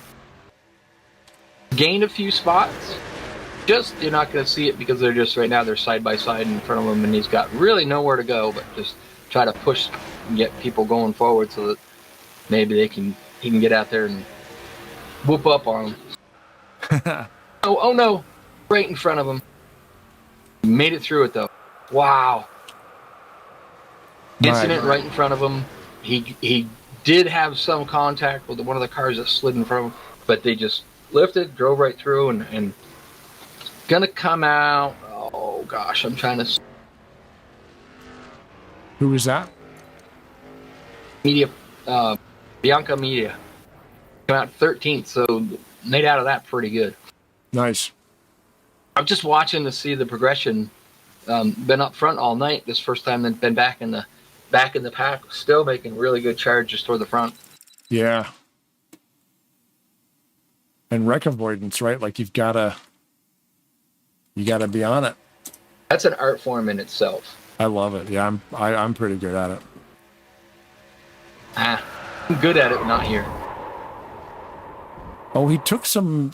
Oh, I see. He took some swats, but actually was able to hold it still. It happened all right up in front of him. Nowhere to go. Lifted a little bit. Yeah. Happened to the cars in front of him. Just kind of drove through and gained about 7 spots. Very, very cool. On board there with Bianco Medina.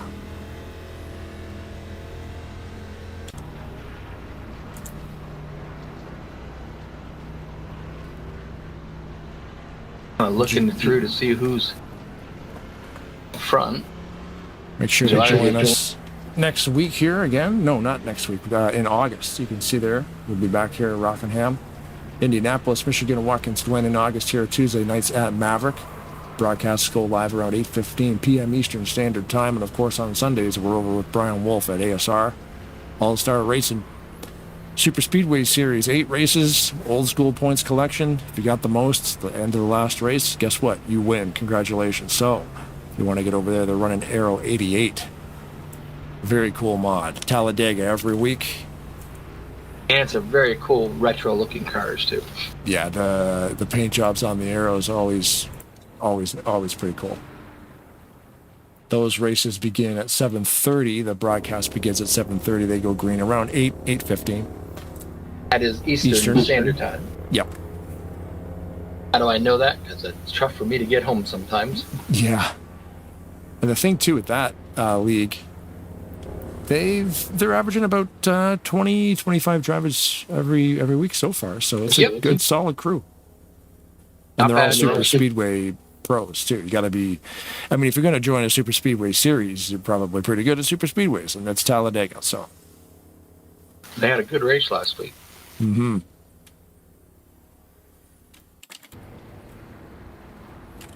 I figured Denny Carroll would probably pit, but so he might be able to make it from here. I don't know. Remember, we talked about it before. That's about 39. So yeah, they're gonna have to do at least one more pit stop. So yeah. Next question is when. They can't. Still got 55 laps. You can only do 39. So I think you'll probably see Denny Carroll stay out and just try to see if he can stay out of some of the trouble. Right. Currently, right now, I'm looking out the back of the pace car. A lot of guys opting. A few takers down pit road. Yeah, the back half will probably do it. If you're in the back, it makes sense. Get some fuel, maybe tires. Yeah.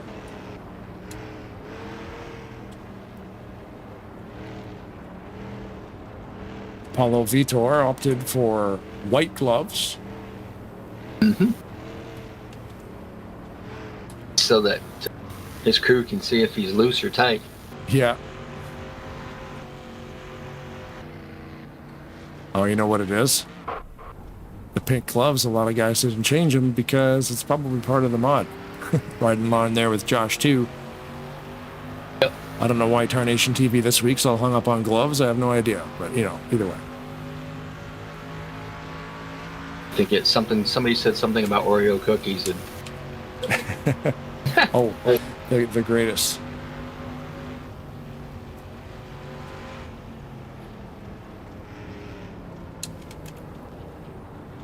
Denny Carroll holding that first place position, opting to stay out on the track. A few friends have stayed out there with him. Lights are off on the pace car mobile. Official pace car provided by Flat Out Racing Network. Seth Cole used to drive this thing to work every day, decided to donate it to Daytona so that that guy could drive it around here at 70 miles an hour. So the big jumps that Medina was getting off the start, like you said, it's been working though. He's been able to hold that spot, but keeping it tight works too. And wherever you want to go, you got somebody to push you there.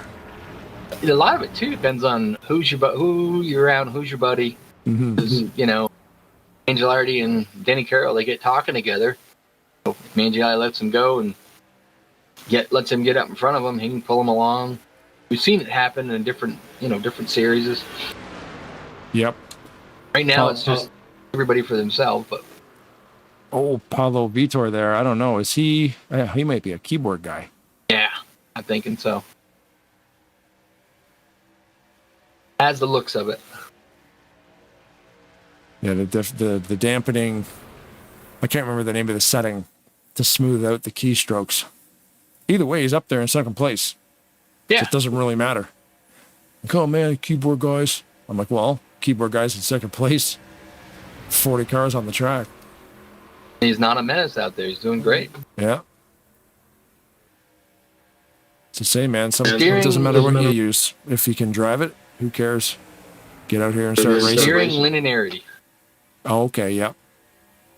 He's going to the inside of Carroll. He's gonna have a little bit of help there. Good passer. But you got a tighter line on that high line, so they can continue to do what they're doing up there. They'll get back by him. Yeah, that's the thing. He could make the switch though and get it. Maybe he's not clear. Not clear.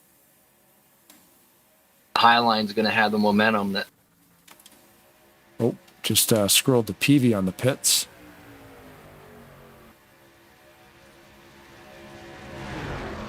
Much as he's getting pushed there by Good Pasture, I just think that, it's not going to put Good Pasture's just not going to be able to give him enough to be able to put him up there. But as I say that, they are making it work down there. They're running nice and tight, and he's constantly pushing it on that rear bumper.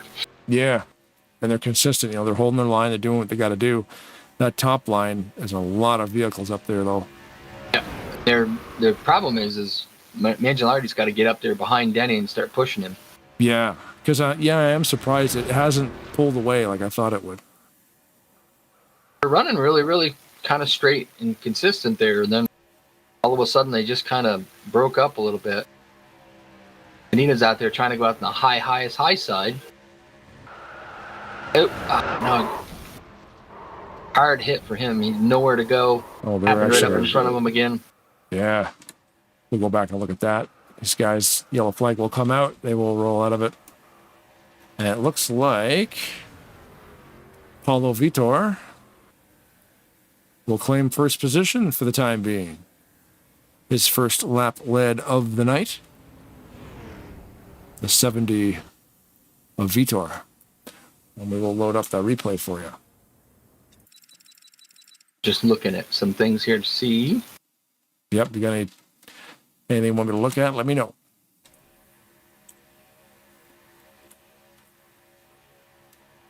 Yeah, we're checking this out here, lap number 49. Yeah, looks like, whoops, who's that? Is that Santi Gutierrez? That's too bad. That's another spinorama you don't need. A little bit too close for comfort in the turns there.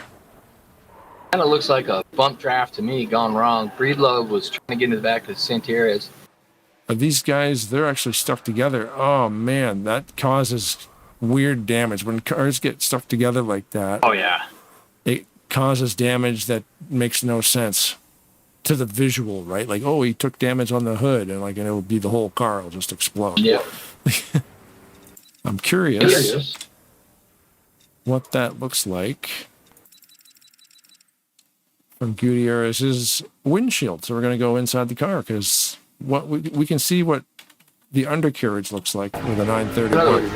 We can see what cheater parts that Breedlove's got. Is that it? Exactly, yes.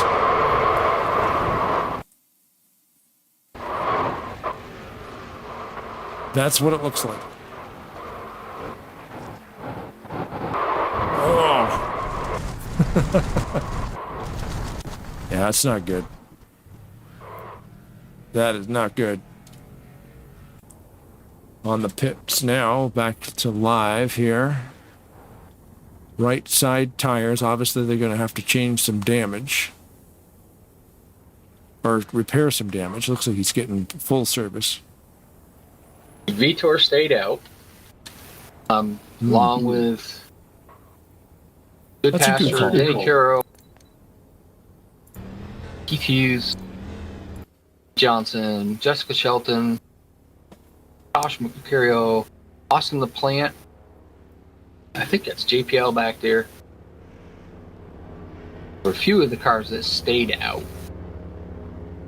Can't make it from here anyways. Probably they're banking on another caution. They're just running out.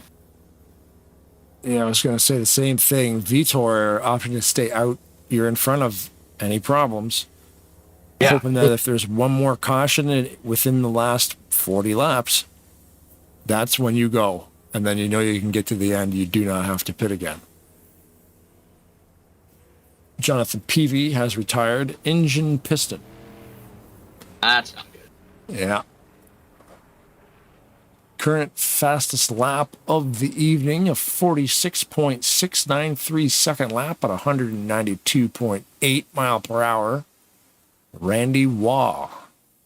Wow. So there you go, Corey. And Waugh retired when?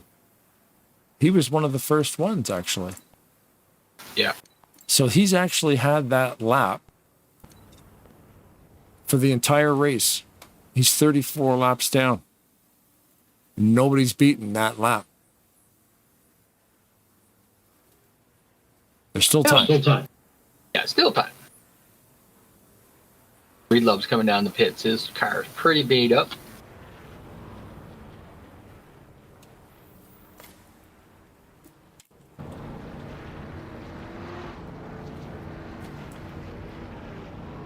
Time to look and see Jack Merkel's.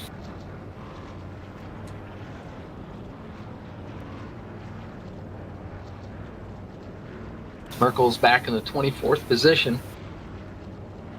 About time for him to start making that charge to the front.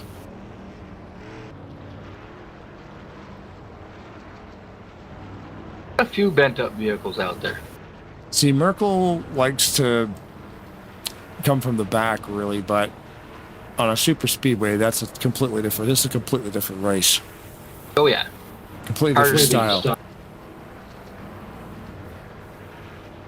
It's a little bit harder to do that. Yeah.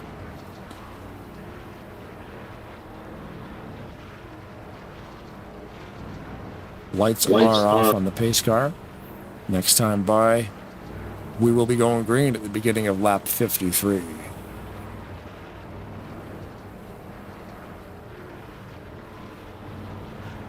We have no cars a lap down.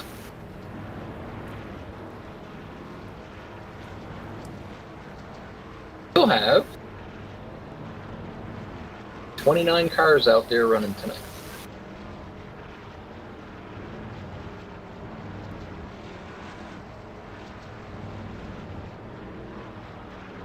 Now, Denny Carroll going to push Vitor out to the front. Keith Hughes get the push on two. Good pass. Good.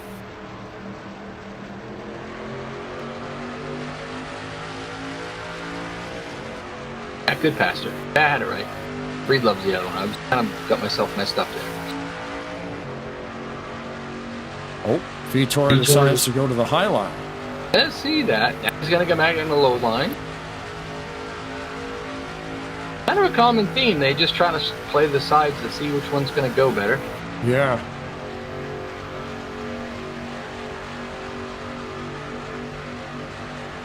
Stay out front is pretty much that's what you have to do. But just like I said earlier, you got to be careful about it. Once they get up to speed, though, right? Like that low line's fine for the first couple laps. But once you start hooking up around 200 mile an hour, all that momentum on the high side starts to pay. Yeah, you can't hold that bottom line. Starts to wash up. Your best is to run the high side. Denny Carroll had the chance. He moved up into that high groove. Getting a pretty good push by Goodpaster, but Goodpaster dropped to the bottom. Yeah. It's hard because sometimes when you get that run, you don't want to lift. You don't want to try to push the guy in front of you. You want to use that momentum that you got. Pastor's a good pusher, though. He's been keeping them two guys down that are on the bottom. He's got, right on his rear bumper and really giving them a good shot, helping them out. Help keep those guys ahead of Denny Carroll and Keith Hughes. It works really, really good until it doesn't work anymore. Right. It works great until it doesn't. Yeah. I raced with guys that were so good at this that you could bump in the corners and it didn't matter. Yeah. Hard to beat that way. Yeah, that stuff's a lot of fun. But there again, it was all in their settings. Outside line is formed up nice and tight. Yeah, that's the way to do it. That's the definition of how you draft right there. Yep. You got that guy in the 5th spot of it. You know, he weren't doing much at all, but stealing that dead air. You know, within the next 6 or 7 laps will be to the point where they can make it. So, yep. Expect one more pit stop for the end of the race, and that'll get them there. And you hope that when that time comes, that you can, like Denny Carroll and the guys up front, you can take advantage of that, where everybody's going to come in and pit, and you can come out near the front and just stay out of trouble. Well, how about Seth Cole there in the 6th position? He was like a lap down at the start of this race, and there he is. Picking on him a minute ago because he wasn't getting up there and pushing them guys. Yeah, but you know, at the beginning of this race, he was nowhere near the front of this thing, and now here he is. Full caution, so you got his lap back, avoided some of the incidents, and made his way towards the front. Yeah, if you end up a lap down, like you said, the lucky dog rule here, I think they send 2 guys around. But of course, there has to be a yellow for that to happen, and you're fortunate enough that a couple of big wrecks early helped guys get back on the lead lap.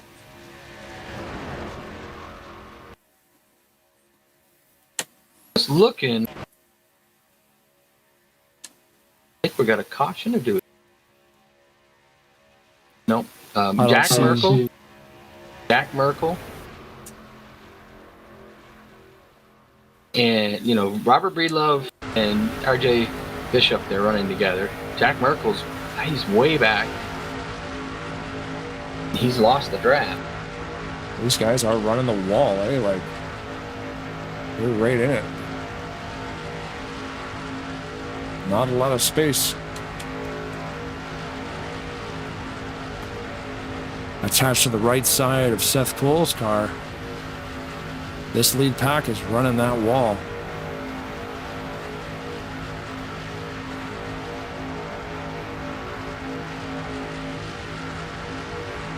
Top speed right here showing about 190 miles an hour. So a little bit slower than Talladega. But that all depends on the setup as well. Yeah. And this is Cup physics. So the draft's not as amplified on Cup physics, right? That's right. Right. It basically, the trucks break the air, so it makes it easier to suck up behind them. The Cup cars don't. Mm-hmm. Getting the gearing right on a setup is very, very important to these, so that it will allow you to suck up to the back of them. Your top 10 cars right in a line at the top of the track. Broken up a little bit there by Apollo. Vitor on the bottom line there with 2 behind them. Our leader not that long ago, but just didn't have any drafting help. Some help coming now. Yeah, he's got the two mobile, and Panicio's down there as well. Everybody else is running that high line. I found Merkel's. I was looking to see if the 003, you know, just where Medina was. I think finally that incident kind of probably killed the car. Oh, maybe, yeah. It's moderate damage, but it is a super speedway. You need all the aerodynamics you can get. Yeah. You fold in the wrong part of the car, take it out for a few laps and go, then park it. Nice. I got Jeffrey, good pass there in the 99. 167 miles an hour by himself. So that last little incident really took it out of him. Oh, wow. Got a great car, too. So jockeying around up there in the front.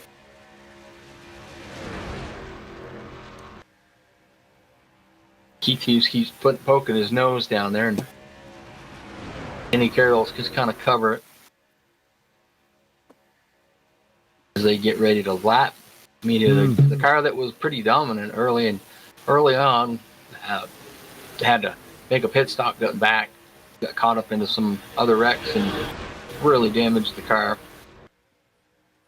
Yeah, currently still has the most laps led, 28. Medina there. Yeah.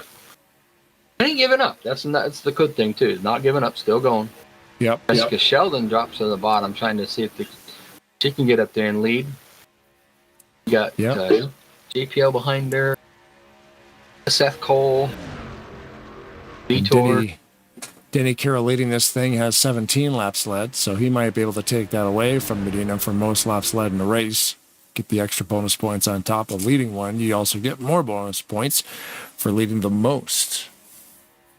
Oh, I don't know how Seth did that. Seth Cole was in the back behind JLP, and he kind of snuck his way up. He wanted to get in that high lane. Didn't quite have it past good pasture as Vitor pulls down pit road. Yeah, interesting. So now see, he is within the point, like he can pit now and then he can make it to the end of this thing. So that's interesting. He went by himself though. That's going to be bad. Yeah. Not horrible, but not good. But he will be able to make it to the end. So I mean, this could work. It might. Because now he's going down there by himself. There's no issue. Green flags stack up.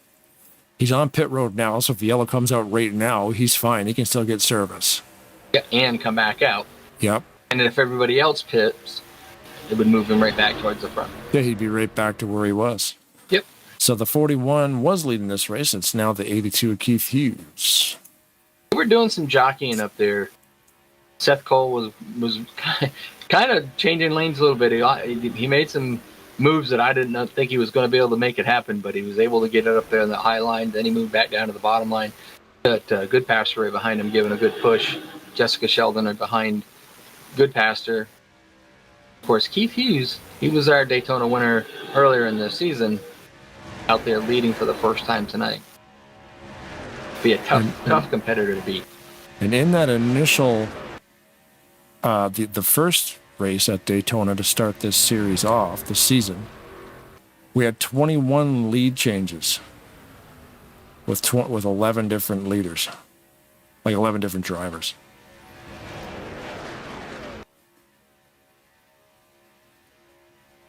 Budget Customs throwing those Jeb Burton blocks. Jeb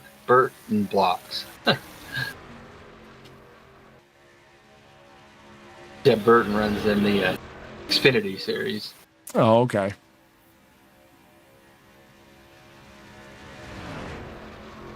I think Jeb's father was Ward. Okay. I was looking at some of the stats from the first race of the season here at Daytona, not under the lights. Tonight is a night race, of course. Mullen actually gained 29 places in that race. I looked at he qualified 34th. Denny and Carroll he ended up finishing 5th. Carroll went to the pits. Okay. See, I'm wondering, these guys are getting out of the way here now because they know that they can make it to the end of this thing. Maybe they're going early just to avoid any shenanigans, maybe. Taking right side tires so far. Vitor back on the track, currently running 28th, although he's by himself. Mangialardi is pitted as well. So Mike Mangialardi and Denny Carroll pitted together. Denny Carroll took 2 tires. I didn't catch to see if Mike took 2. I'm pretty sure he did at about the same time. No takers on that lap. The only thing is they didn't get out together. Oh, I see. Yeah. It's almost worth backing up. Oh, yeah. The guy in front, just race a couple mile an hour lower than you're used to, just to let that guy catch you, and then you can kind of push forward. So far, they haven't gone a lap down. Gustavo Carrillo, they're in the 47 car, currently in 8th. Just lost a couple spots there. Ulysses Sandoval in front of him. Garland Oaks, Austin LaPlante. Panisia still there. Right behind Josh, too. Cody Lamas at the tail end of that high line, being led by Seth Cole. Victor did go a lap down. Danny Carroll didn't. Oh, okay. But What do you think? He We did might not have far from it. maybe over. Yeah, usually you would, right? If you went in under green, you would get lapped, I would think. they haven't gotten lapped yet, but the leaders are starting to catch up to them. They do have a three-car group. Yeah, they're just running good, but I don't know if they're going to be running fast enough to get away from these guys. Yeah, Gutierrez, Mangialardi, and Carroll can get together and not get past as, at least have a little bit more speed than if you were running by yourself. The advantage of what they've done, caution comes out now. They're going to go around. They're going to catch up to the back of the field. Everybody goes and pits. Like we talked about with Victor, they're going to be, sitting in the catbird seat. But Seth Cole from FRN, Flat Out Racing Network. Current leader. Now the question is how far can they go before they have to pit? Mm-hmm. Seth Cole, one of the best broadcasters around. See, guys are peeling off now, so it's obviously common knowledge that they can get about 39 laps out of a tank of fuel. They're good to go no matter what you do. And with the green flag we're running here now, this is breaking the pack up because there's little chunks of cars going in. There's a couple guys here, a couple guys there, coming up on some lap traffic right now. Focus on the leader, Seth Cole. Gonna pass them to the left, or low, as they say. Be interesting to see how much further they go. Mm-hmm. The only advantage that like Denny Carroll and Mangialardi will have once they do get past them is now they're into the bigger draft. That'll pull them along quicker and might make it a little bit better for them. But what it's they like don't want to, you don't want to see a caution now. No, like that you have to pit. Yeah. The longer you wait, the shorter time you have to do stuff. Yeah. So you're going to see Seth Cole probably going to go on pit road. He's probably not even going to take tires. He's just going to take the minimum amount of fuel that needs to. It'd be basically splash and go or half a tank, whatever is required to be able to make it to the end of the race, and then come in and get out quicker than the guys that had, like Denny Carroll had to pit, probably had to take a can and a half to be able to make that distance, maybe two. Took 2 tires. Why not? You're not going to, lose any time by taking tires. And no, I wonder if they're working on, like, maybe Seth only wants to pit and take 1 can. So he knows that lap number. I'm going to go down the pits. I'm going to take 1 can, and that 1 can will get me to the end. So they're going to want to pit on lap 88, right? So that might be what they're aiming for. Maybe they don't want to pull the second can out. That leads to a faster pit stop too, right? Yep. 1 can, no tires. And the other thing too, though, is Seth. He's out there leading this pack, so his fuel mileage is going to be a couple of, laps off from everybody else's. Mm-hmm. Push in the air. He's not lifting. He's just rolling with it. Everybody behind him, they're going to have to lift. So you get back there where Keith Hughes is, they're going to be able to save a little bit more fuel because they're going to have to lift a little bit. That's the thing. Yeah, you can kind of burp the throttle a little bit when you're in the draft and not lose anything because you're in the draft. Where when you're the leader, you're breaking all that air. Yep. You got to stay in it, unless you got a guy behind you that wants to push you a little bit. We're getting down to about 28 laps to go here. I don't remember, that's the only thing I wish that the GTL stats would give us when they last pitted and stuff. But because we didn't know they were going to have a long green flag run either. So right, we take notes on that, but then it'll tell us how many times they have pitted. Like Seth Cole has pitted 10 times. Jeffrey Goodpaster right behind him has pitted 6 times. Jessica Shelton, she's only pitted 4 times.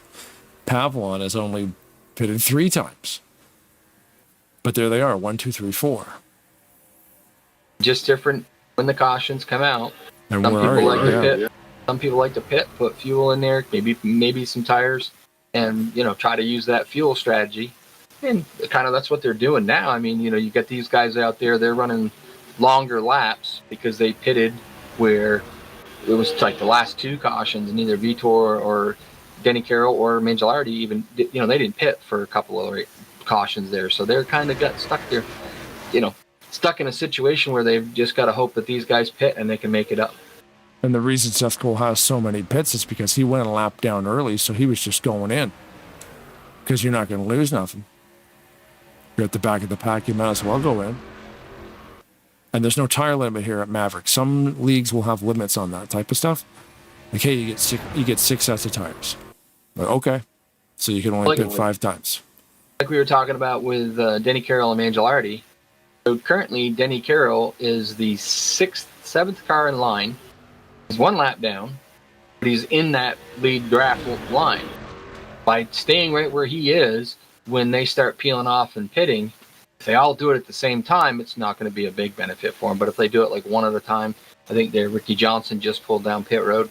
Yep. That may keep him in that higher speed.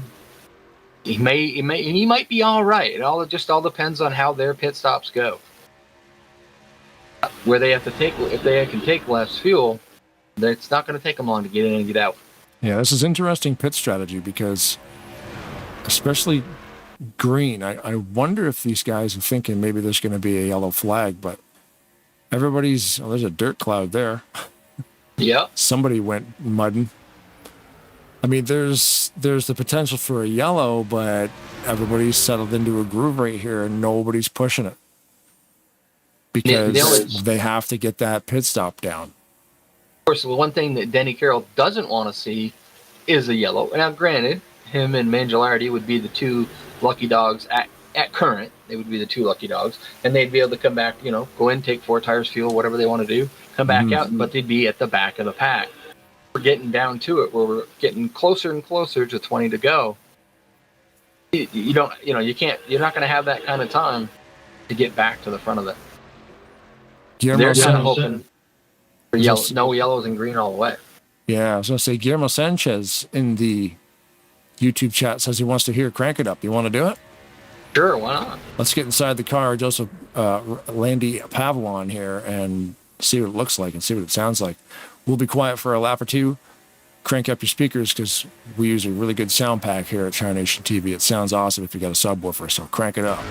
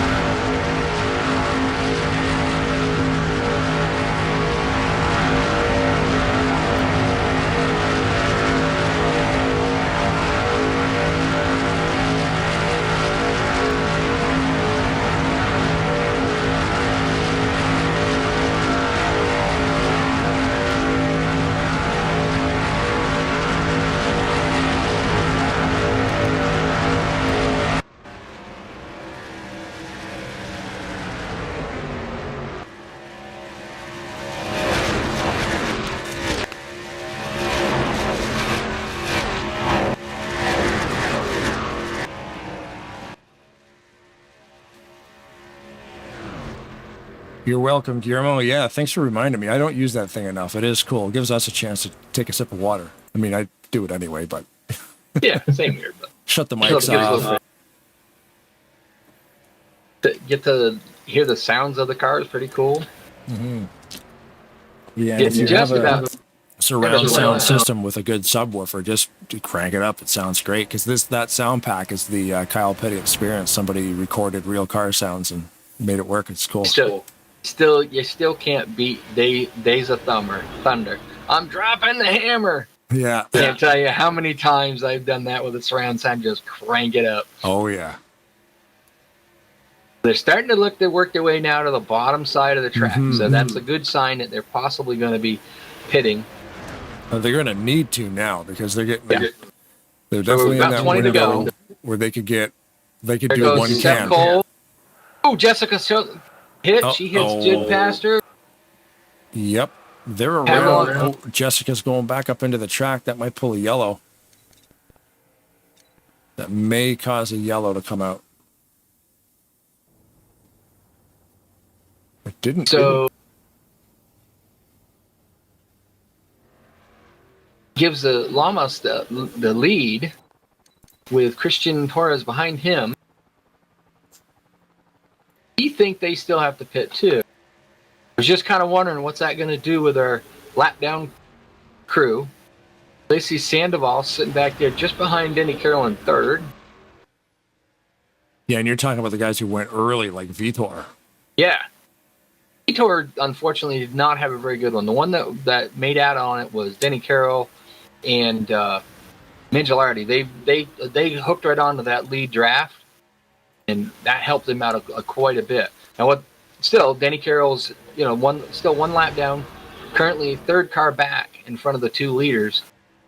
He's waiting for them to pit. Now, the only advantage, like we talked about, if everybody had pitted and left him alone, it might not have worked out very good for him. But they didn't. They kind of broke off, and then he still got two guys in front of him, helped pulling him along. Yeah. Don't know if it's going to be enough. Yeah, because now there's only 12 cars out of 27 that are running. 12 of them are on the lead lap. So just come back to a good pastor's not a good example.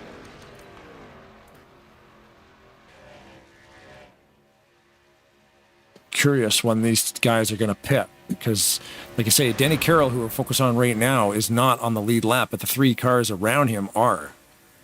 I'm kind of Lamas, Torres, and Sandoval. So where it worked out, like Seth Cole, he's currently 41 seconds behind, but in 10th place, but still on the lead lap. Mm-hmm. So. And he went in from the lead and didn't get tangled up with Jessica or Goodpasture. Right. So he's good. Jessica, unfortunately for her, she's out there without a drafting partner. So Seth does have drafting partner. He's got Vitor. He's got Pavlon. And he's got and Goodpasture's there as well. Yeah. See, Vitor's way behind now. Trying to figure out whether or not it's going to be a net gain I think it's going to be a net gain for Denny Carroll. Is it going to get him the win? No, I don't believe so. Just because Seth Cole is, I don't know. It could. It might. We're getting down to 15 to go. These guys around him need to go, right? Lamas, Torres, and Sandoval need to pit. Denny's already done it. Denny's already gone, but the problem is Denny's we talked about the short pit. All the guys that pitted probably just went in, splash of gas, whatever they needed to get to the end of the race. Mm-hmm. That pit stop was a lot quicker. Now, we go to Seth Cole. I see what you mean. So Seth Cole, Vitor, Pavlon, Goodpasture, and Hughes, they're ways back, but they're all nose to tail. So I don't think that Denny's not going to catch them. 42 in the. There's Josh too okay, so the 42 and the other Pontiac there, McIntyre, just pitted. They we're just ahead of Seth. Sorry, I'm trying to figure out how this is going to work out. Yeah, it's going to be. I mean, you have to pit. Most of these guys have. I'm thinking that Seth Cole might be the leader at the end of all these green flag pit stops. Yeah, because there's no way that Cody Lamas, Christian Torres, and Ulysses Sandoval. Denny Carroll, remember, is a lap down right there. That Snap-on car is a lap down. It's a 1, 2, 3. He's lucky enough to be in that draft. First car lap down, he'll be a first car back on the lead lap once they pit, because those 3 cars have to pit still. So, some of the cars that had just pitted there, we talked about a minute ago, that moved Denny Carroll up into the 10th spot. Mm-hmm. So you've got 4 cars. You still have the 000 is in 5th. So the top 5 cars, we believe, have to pit.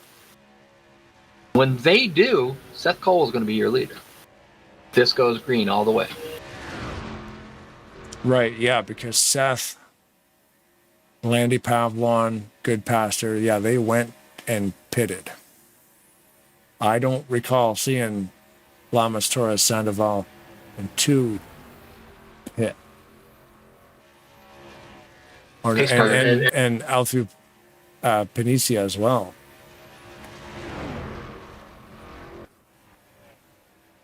Interesting. We're running out of time here too. This is interesting. They're going right to the end of this tank of fuel, maybe. Or we have bad information and these guys can make it. I doubt it. Victor's is about just behind Seth Cole. Because Seth Cole, Victor, Pavlon, and Goodpaster. We were watching. I think it was we were watching Seth lead the race, and Vitor was the first one to go with about 37 to go. He ended up going out. He was able to make it if he went right there, and he did. He was the first one to do it. But he's back there in. We just lost it. 24th, a lap down. Yeah. Right, just behind Seth. So but he made a mistake, right? He just didn't. He didn't get it in and out quick enough. Mm-hmm. Like I said, you can a lot of time can be made up on the pit road. Right. These guys are hugging that yellow. The 84, the 4, and the 96. I think they're going. Denny's moving out. Yeah. So they're going together. There's that top 4. 5. Whoa! Good save. He saved it. Holy moly. And Torres is at the back. Wait a minute. What's up? Josh 2 pitted not that long ago, I think.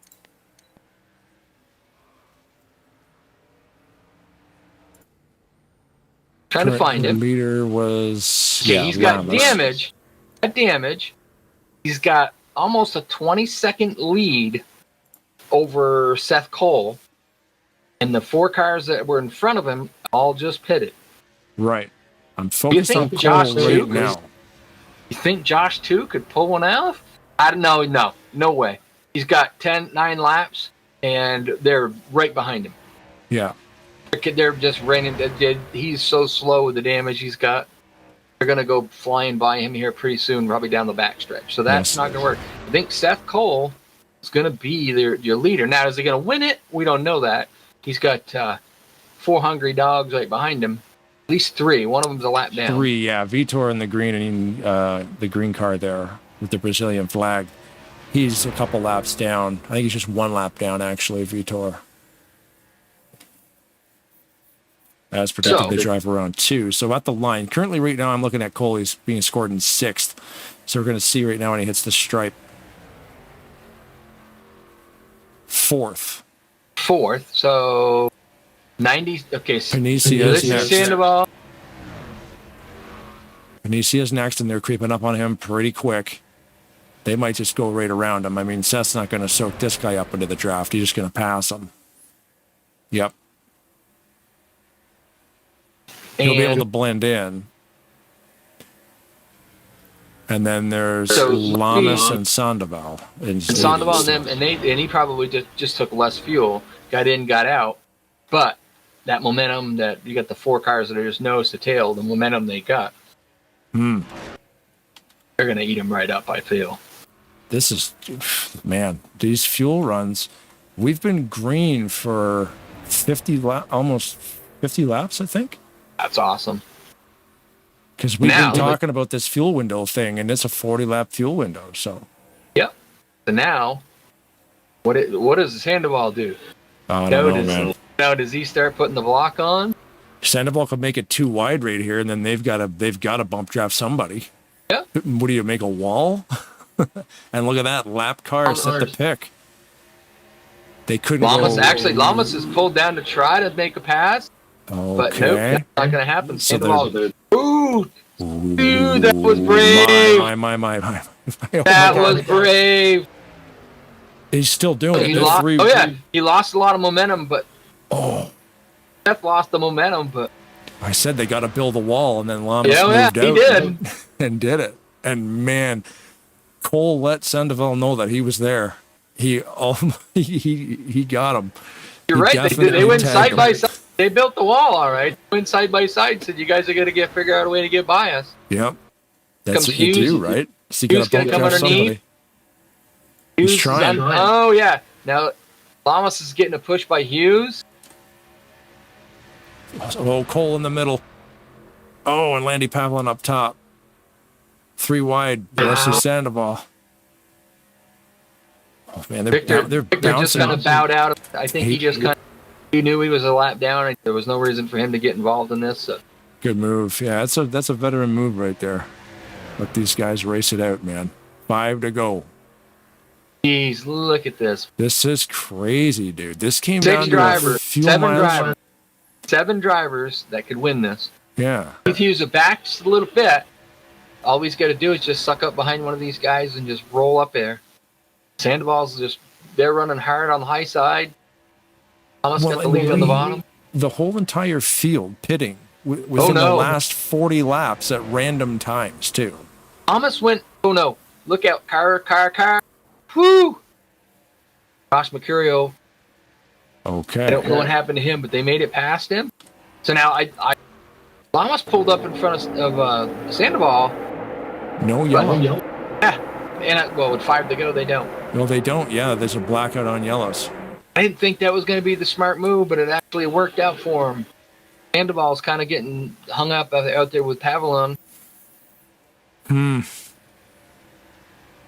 Getting down to about 4 to go. Going up on lap traffic. Lap traffic going to get out of the way, or? Uh-oh. Yeah, they got to figure it out. They're kind of lap. They're going to have to split lap traffic here now because they're committed. You got to hold your lines, boys. Split them. Nice. Back there looking for room. Hughes.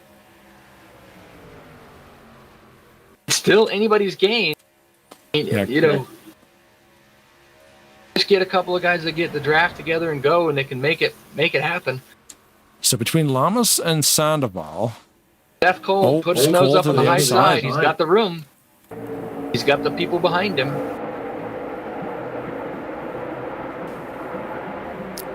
Little touchy-toucher off the corner.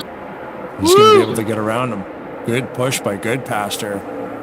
Goodpaster's been putting a good pusher all night. He's been really pushing cars out. Yep. Him and Victor there. We've seen them guys work together on the bottom side. It was just amazing. Just the two of them working together was really helping out. I'm staying out of this thing yet, though. Going down to a couple laps to go here, man. Lamas holding that inside all by himself. That time he got Steph Cole was your leader. We're creeping down to just 3 laps to go here. Just a reminder, this is Maverick Cup Series. The yellows are controlled by the administrators, so there will not be any flags in the last 5 laps except the white and the checkers. So now you look back there, Hughes, he's the last winner. Man. What does he got to do to get by these guys? What is Seth going to do to not let anybody get by him? that car is going to become very, very wide from this point on. He's looking out the rear view mirror more than he is the front of the car. And now a word from our sponsor. You know Fox would go to a commercial right now, right? Oh, yeah. Oh, yeah. And I'm behind the grandstands with this silly camera angle. Okay, here we go. Oh. Okay. Oh.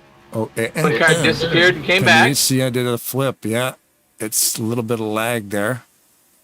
So, now, come around this time, we're going to get the one to go. Yes. Who's going to make the move? Hughes is going to the high side. I think that's going to help him move him up a little bit more. Got some smoke on the front stretch. Off-track administrators are watching the track because they will pull yellows if they need to. That's dropped to the bottom. I think he's just playing the momentum part of it, but Lap number 100. goes to the high side on the back stretch.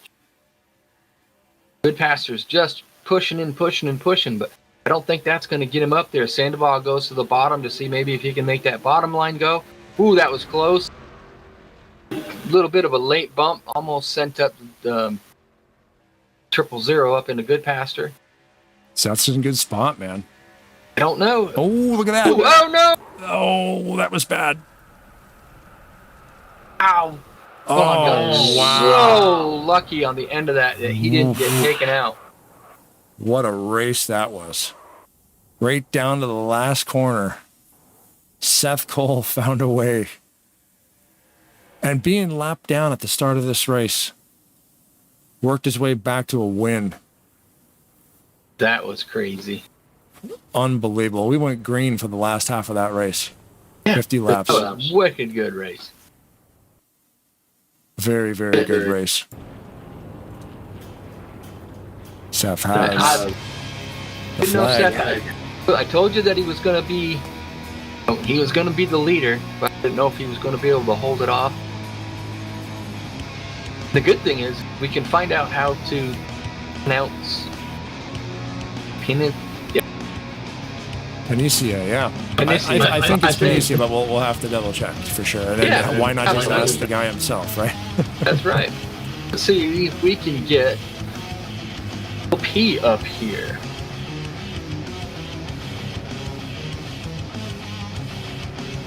Joseph Landy Pavlon. I didn't think you were going to make it to that line with the way that end of that race went. Yeah, first of all, I just want to send my apologies out to Jessica Shelton and the other driver who I had contact with going into the pit road. I take responsibility for that. We were all trying to brake and, making our different braking points, and we just kind of got together and, just put that out there. And she was really good working. As someone that we can work with on the track, and I really hated to see it play out the way it did, but yeah, I'm really happy getting a third place finish. It's a pleasure to do this over at Solomon JLP Racing with the FAU guys, but to do it on Florida soil, I mean, you can't get any better than that. But you ran kind of about mid-pack most of the race. I mean, you ran up front a little bit, just depending on when the cautions fell, when you pitted, when you didn't pit. And then we were kind of, the race, interesting, the last over 50 laps of that green flag pit stop. We were kind of figuring out, all right, well, who's going to be what, who's going to be where. And then we figured that group with you and Seth and, that you guys were going to be at least a lead pack. And then we were just in for some great racing at the end of there when you guys were battling for it. You just, where you were there, you were stuck. You had really no place you could go, for further at the end of that race. Oh yeah, I was pretty much in the plan with the guys around me to just push whoever was around us, even if there were some lap cars in the way, which there were. It helped us carry the momentum so that we could get to the front when the guys in front of us were pitting. And that basically allowed us to get back to the front. And there was like 6 or 7 of us all in that one pack towards the end. So it paid off. I really was hoping that line would form, my way, but I wasn't going to sacrifice a good finish, and I'm just really glad that I got the 68 FAU Lexus on the podium. It's a pleasure to do it here at Daytona. That's awesome. And you got anything you want to add to him? Oh man, what a race! I don't even know where to start. The last 50 laps of that thing go green. Everybody had a completely different lap in mind of when they were going to go pitting. Like we didn't, because you guys are running like a 38-40 lap fuel window. It was amazing to watch, and how that all came to play is. Did you want to have a quick pit stop? Did you want to go in and just get one can? Did you want to go as early as possible? Did that plan change? The only plans that changed was when the caution came out, I was going to take all 4 tires just for good measure in case anything were to happen. So I wouldn't have to worry about tire wear, which tire wear wasn't an issue much, if at all. I just would have taken advantage of a caution period, longer time available in the pits to do that. So I took no tires instead, and I think that worked out better for us because I was able to catch the cars that I pitted with, and we were able to stay together because that was the main goal. Whether I got tires or not, it didn't matter as long as I exited with the group I pitted with. And that paid off, and yeah, I'm really glad I got to help push that to a win. Seth's a great guy. He does great things, and give his YouTube channel subscription, subscribe, at NNSCRA. Congrats watch to him. Yeah, he does the live stream from the cockpit. Always cool to watch that stuff. Oh yeah, and it was fun racing with Cody as well. Go Panthers and go Owls. The Owls, who they? FAU. Oh, okay, there you go. Oh yeah, that makes sense. It's on your car. So I was going to give you a chance if you want to thank people, but I think you got half of them in there. Yeah, I just want to thank everyone once again at FAU and JNF USA, as well as TRD for putting this Lexus IS together, bringing us some great motors, and I was definitely flying like a bald eagle there. Nice. Well, there you go. There's our third place finisher tonight, Joseph Landy Pavillon. Good job, buddy. Thank you. Congratulations. All right, so the first question we have, we probably butchered it. How do you pronounce your name?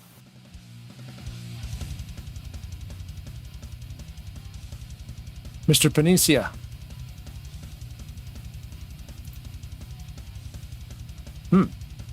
I don't know if he's there. Might not have a microphone. Gotta have a microphone. Well, just bring Sith up here for a minute, and then we'll see if he can figure that out. The man, the myth, the legend of Flat Out Racing Network. The winner tonight, Seth Cole. Hey, what's up? Good job, buddy. What's up? I'm Jeez. worn out. You didn't run up near the front much of the night. You just kind of stayed in the back, out of trouble. My kind of race, And then you, all of a sudden, you were kind of getting up there. Perfect strategy, and you guys come out, right where you needed to be. Heck of a great race to watch. The last 5 or so laps of you guys just battling it out to see and figure out who's going to win this thing. Yeah, I mean, most of the time in these super speedway races, my original strategy is qualify at the front, stay at the front. But this was a one-off tonight. Most of my Tuesday nights recently have been occupied, and they will be going forward. So I found that this was one night that I had off, and they were running Daytona. So I thought, well, let's try something different. So I actually started the race from pit road, started the race a lap down, and basically from that point on, just kind of took an evaluation of who'd been involved in wrecks, who was damaged and off the pace, and finally got ourselves up into a nice little pack there. We had a lot of communication going on there for that final pit stop. Myself, Goodpaster, JLP, Jess. I hate that Jess was caught up in that wreck there because there were like 5 of us that had a really good strategy going on, and I hate the fact too that Goodpaster didn't finish in the podium there. He was my wingman for a good portion of that run. Wherever I went, he was following me. There actually was a point where he was behind me down the back straight. I think we were coming to 2 to go, and he had a big run.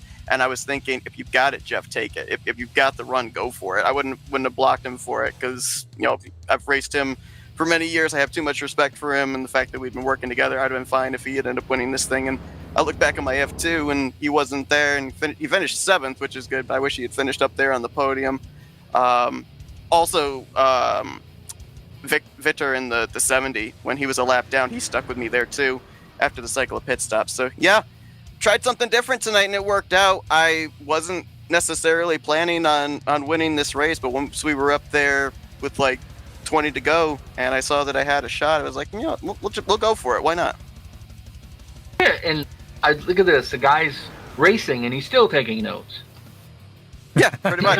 Never ends. Yeah. It never stops.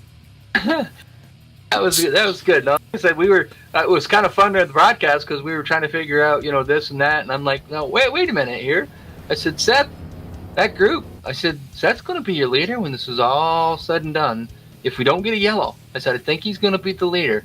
And then Josh too. I saw, oh no. I said, wait a minute, Josh too. He's out there still. He just pitted. So I'm like, well, he might. And then I looked at it again, and when you guys hit the start-finish line, you'd made up like 15 seconds on him. Like, oh no, two's not going to make it. I said, yeah, I think Seth's gonna, that group's gonna be out there. And I said, then we're just gonna wait and see what kind of battles, who's gonna go. And I mean, that was an epic battle. You guys traded the lead. I don't know how many times in that last little bit. That was pretty cool to watch. Yeah, very rarely do I, especially on a money pit stop, do I actually execute it correctly. So that was, I think, one of the big things that kept me in the running there. There was one point I did get a little bit annoyed when I tried to make a 3-wide move on Ulysses and he moved up to block and it put me in the wall. I was like, had a lane there, but I mean, it's all heat of the moment. I get it. We're racing for a win. Yeah, the trading back and forth with Cody was fun. Keith and I, we duked it out a couple of times there. Once eventually for the lead, and then what was for I think 6th, which was going to eventually then be who the leader was going to be as well. There was some good battling there late, and I'm glad that we at least kept it pretty much clean as well for the most part with that lead pack there. There was obviously the contact on the last lap, but that's last lap super speedway racing. Oh yeah, that was an awesome race. Lane, you got anything for him? 2 questions for you.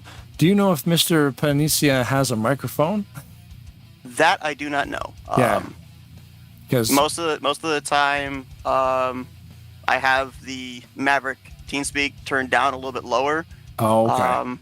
That way we're able to hear communication with our teammates and it doesn't get drowned down. So whether he was talking during the race or not, I'm not sure. Okay, yeah, because we're trying. If you can hear us, he's in here with us right now. Alfu Panicia. I hope I'm pronouncing his name right. I believe he was typing in the NR chat. I remember seeing that a couple of times. Oh, so. Maybe, yeah. Yeah, well.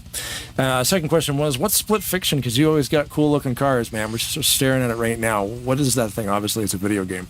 It is indeed a video game. In my opinion, needs to be Game of the Year for 2025. It came out in late February, early March. It is a co-op game where it will literally split the screen between you and another player, and you're doing puzzle challenges and everything. It's got an incredible storyline. The makers of it, it brings in all sorts of different type of mechanics from other different games. It is really incredible. When it first came out, was watching YouTubers live streaming and everything, and I fell in love with the game right then and there. I just about a couple of weeks ago purchased the game myself. My friend Anthony and I did about an 11-hour 3 live stream session and played it. I mean, I love it even more with playing it. And so before I played it, I had this car that I ran. I think I ran it the second or third race of the season, and then when I was doing this one-off, there was no question what car I was going to run. It's a great video game. It's only $50, but hey, if you play with somebody else, they get it free through the friend pass. Have put $25 into it each, and it's an amazing game. But it's mind-blowing what they're able to fit into it. Wow. Yeah, I remember playing with the Starship Troopers one. I grabbed that for $20. because it's kind of like you can build like I want to say castles. We can build forts, and it's like 25 player co-op. Oh wow! You know, and I bought it when it was first kind of out, and it was only $17, and it was kind of competing with Helldivers because Helldivers was pulling from heavily from like Terminator and Starship Troopers. So Helldivers 2 sort of took over the spotlight, but man, that Starship Troopers Extermination, I think is what it's called, and it was really cool too, building up forts to keep the bugs out, and all I love the co-op stuff. There wasn't a lot of co-op games for a little while back there, like a decade or two ago, and it was like, what happened to all the co-op games? And now they're all coming back. I love it.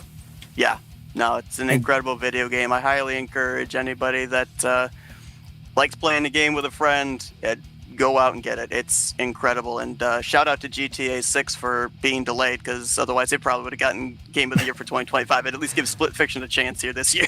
Yeah, you end up getting buried by the big dogs. But yeah, I got to check that out. But anyway, yeah, thanks, man, for a phenomenal race coming from a lap down to the winner's circle. That's amazing, especially in that last 50 laps of green flag the whole way. Yeah, no, it was a blast. I got to thank every single one of my teammates that helped in some way, shape, or form, whether it was through spotting, giving me fuel information, strategy like that, or working with me. Ulysses, Cody, Jess, Dylan. I know I'm going to miss somebody here. Michael, RJ, Jack, Matt. I mean, all of us, you know, we always, whenever we run these super speedway races, we always try to find each other, always try to work with each other. Big shout out again to Jeff Goodpaster. I wish he had finished up there in the top 3. JLP as well. We had some really good strategy there in the closing stages up until the start of that final pit stop. So yeah, it was a blast. I'm worn out, so I'm looking forward to another mini vacation here. I'll probably be back racing towards the end of the season when my Tuesday nights are free again. Shout out to you guys for the broadcast. I can't wait to go back and watch this one. I very rarely get to watch a Tarnation TV race where I'm in victory lane, so this one's going to be fun watching that one back. It's a good one. The last half of that race, man, is phenomenal. You guys got all the wrecking out in the first half, and the last half was all strategy. It's very, very fun to watch, and congratulations on the win. Thank you. Appreciate it. Congratulations, buddy. Thank you. There we go. Their winner tonight, Seth Cole. Yeah, and unfortunately, we weren't able to talk to the 000 of Alfru Panicia.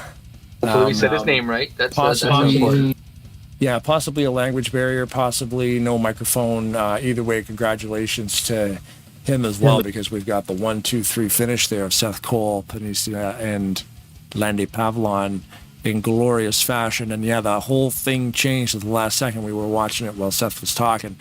You know, a little bit of a lane change and just not enough room, kind of set a bomb off there a little bit. But Goodpaster was still able to bring home a 7th place finish, even though he was sliding backwards over the line. You know, if a big wreck's going to happen at the end, it's nice it happens close to the line so those guys can still get a pretty solid position out of it. But yeah, let's see here. So the stats, most laps led tonight ended up being Medina with 28.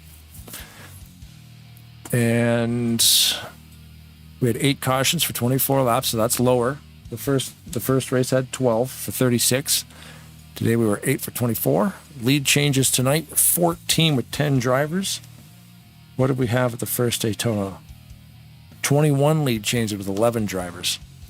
So yeah, it's always cool to kind of compare those stats when you race at the same track. But either way, what a fantastic race. Great race. Yeah.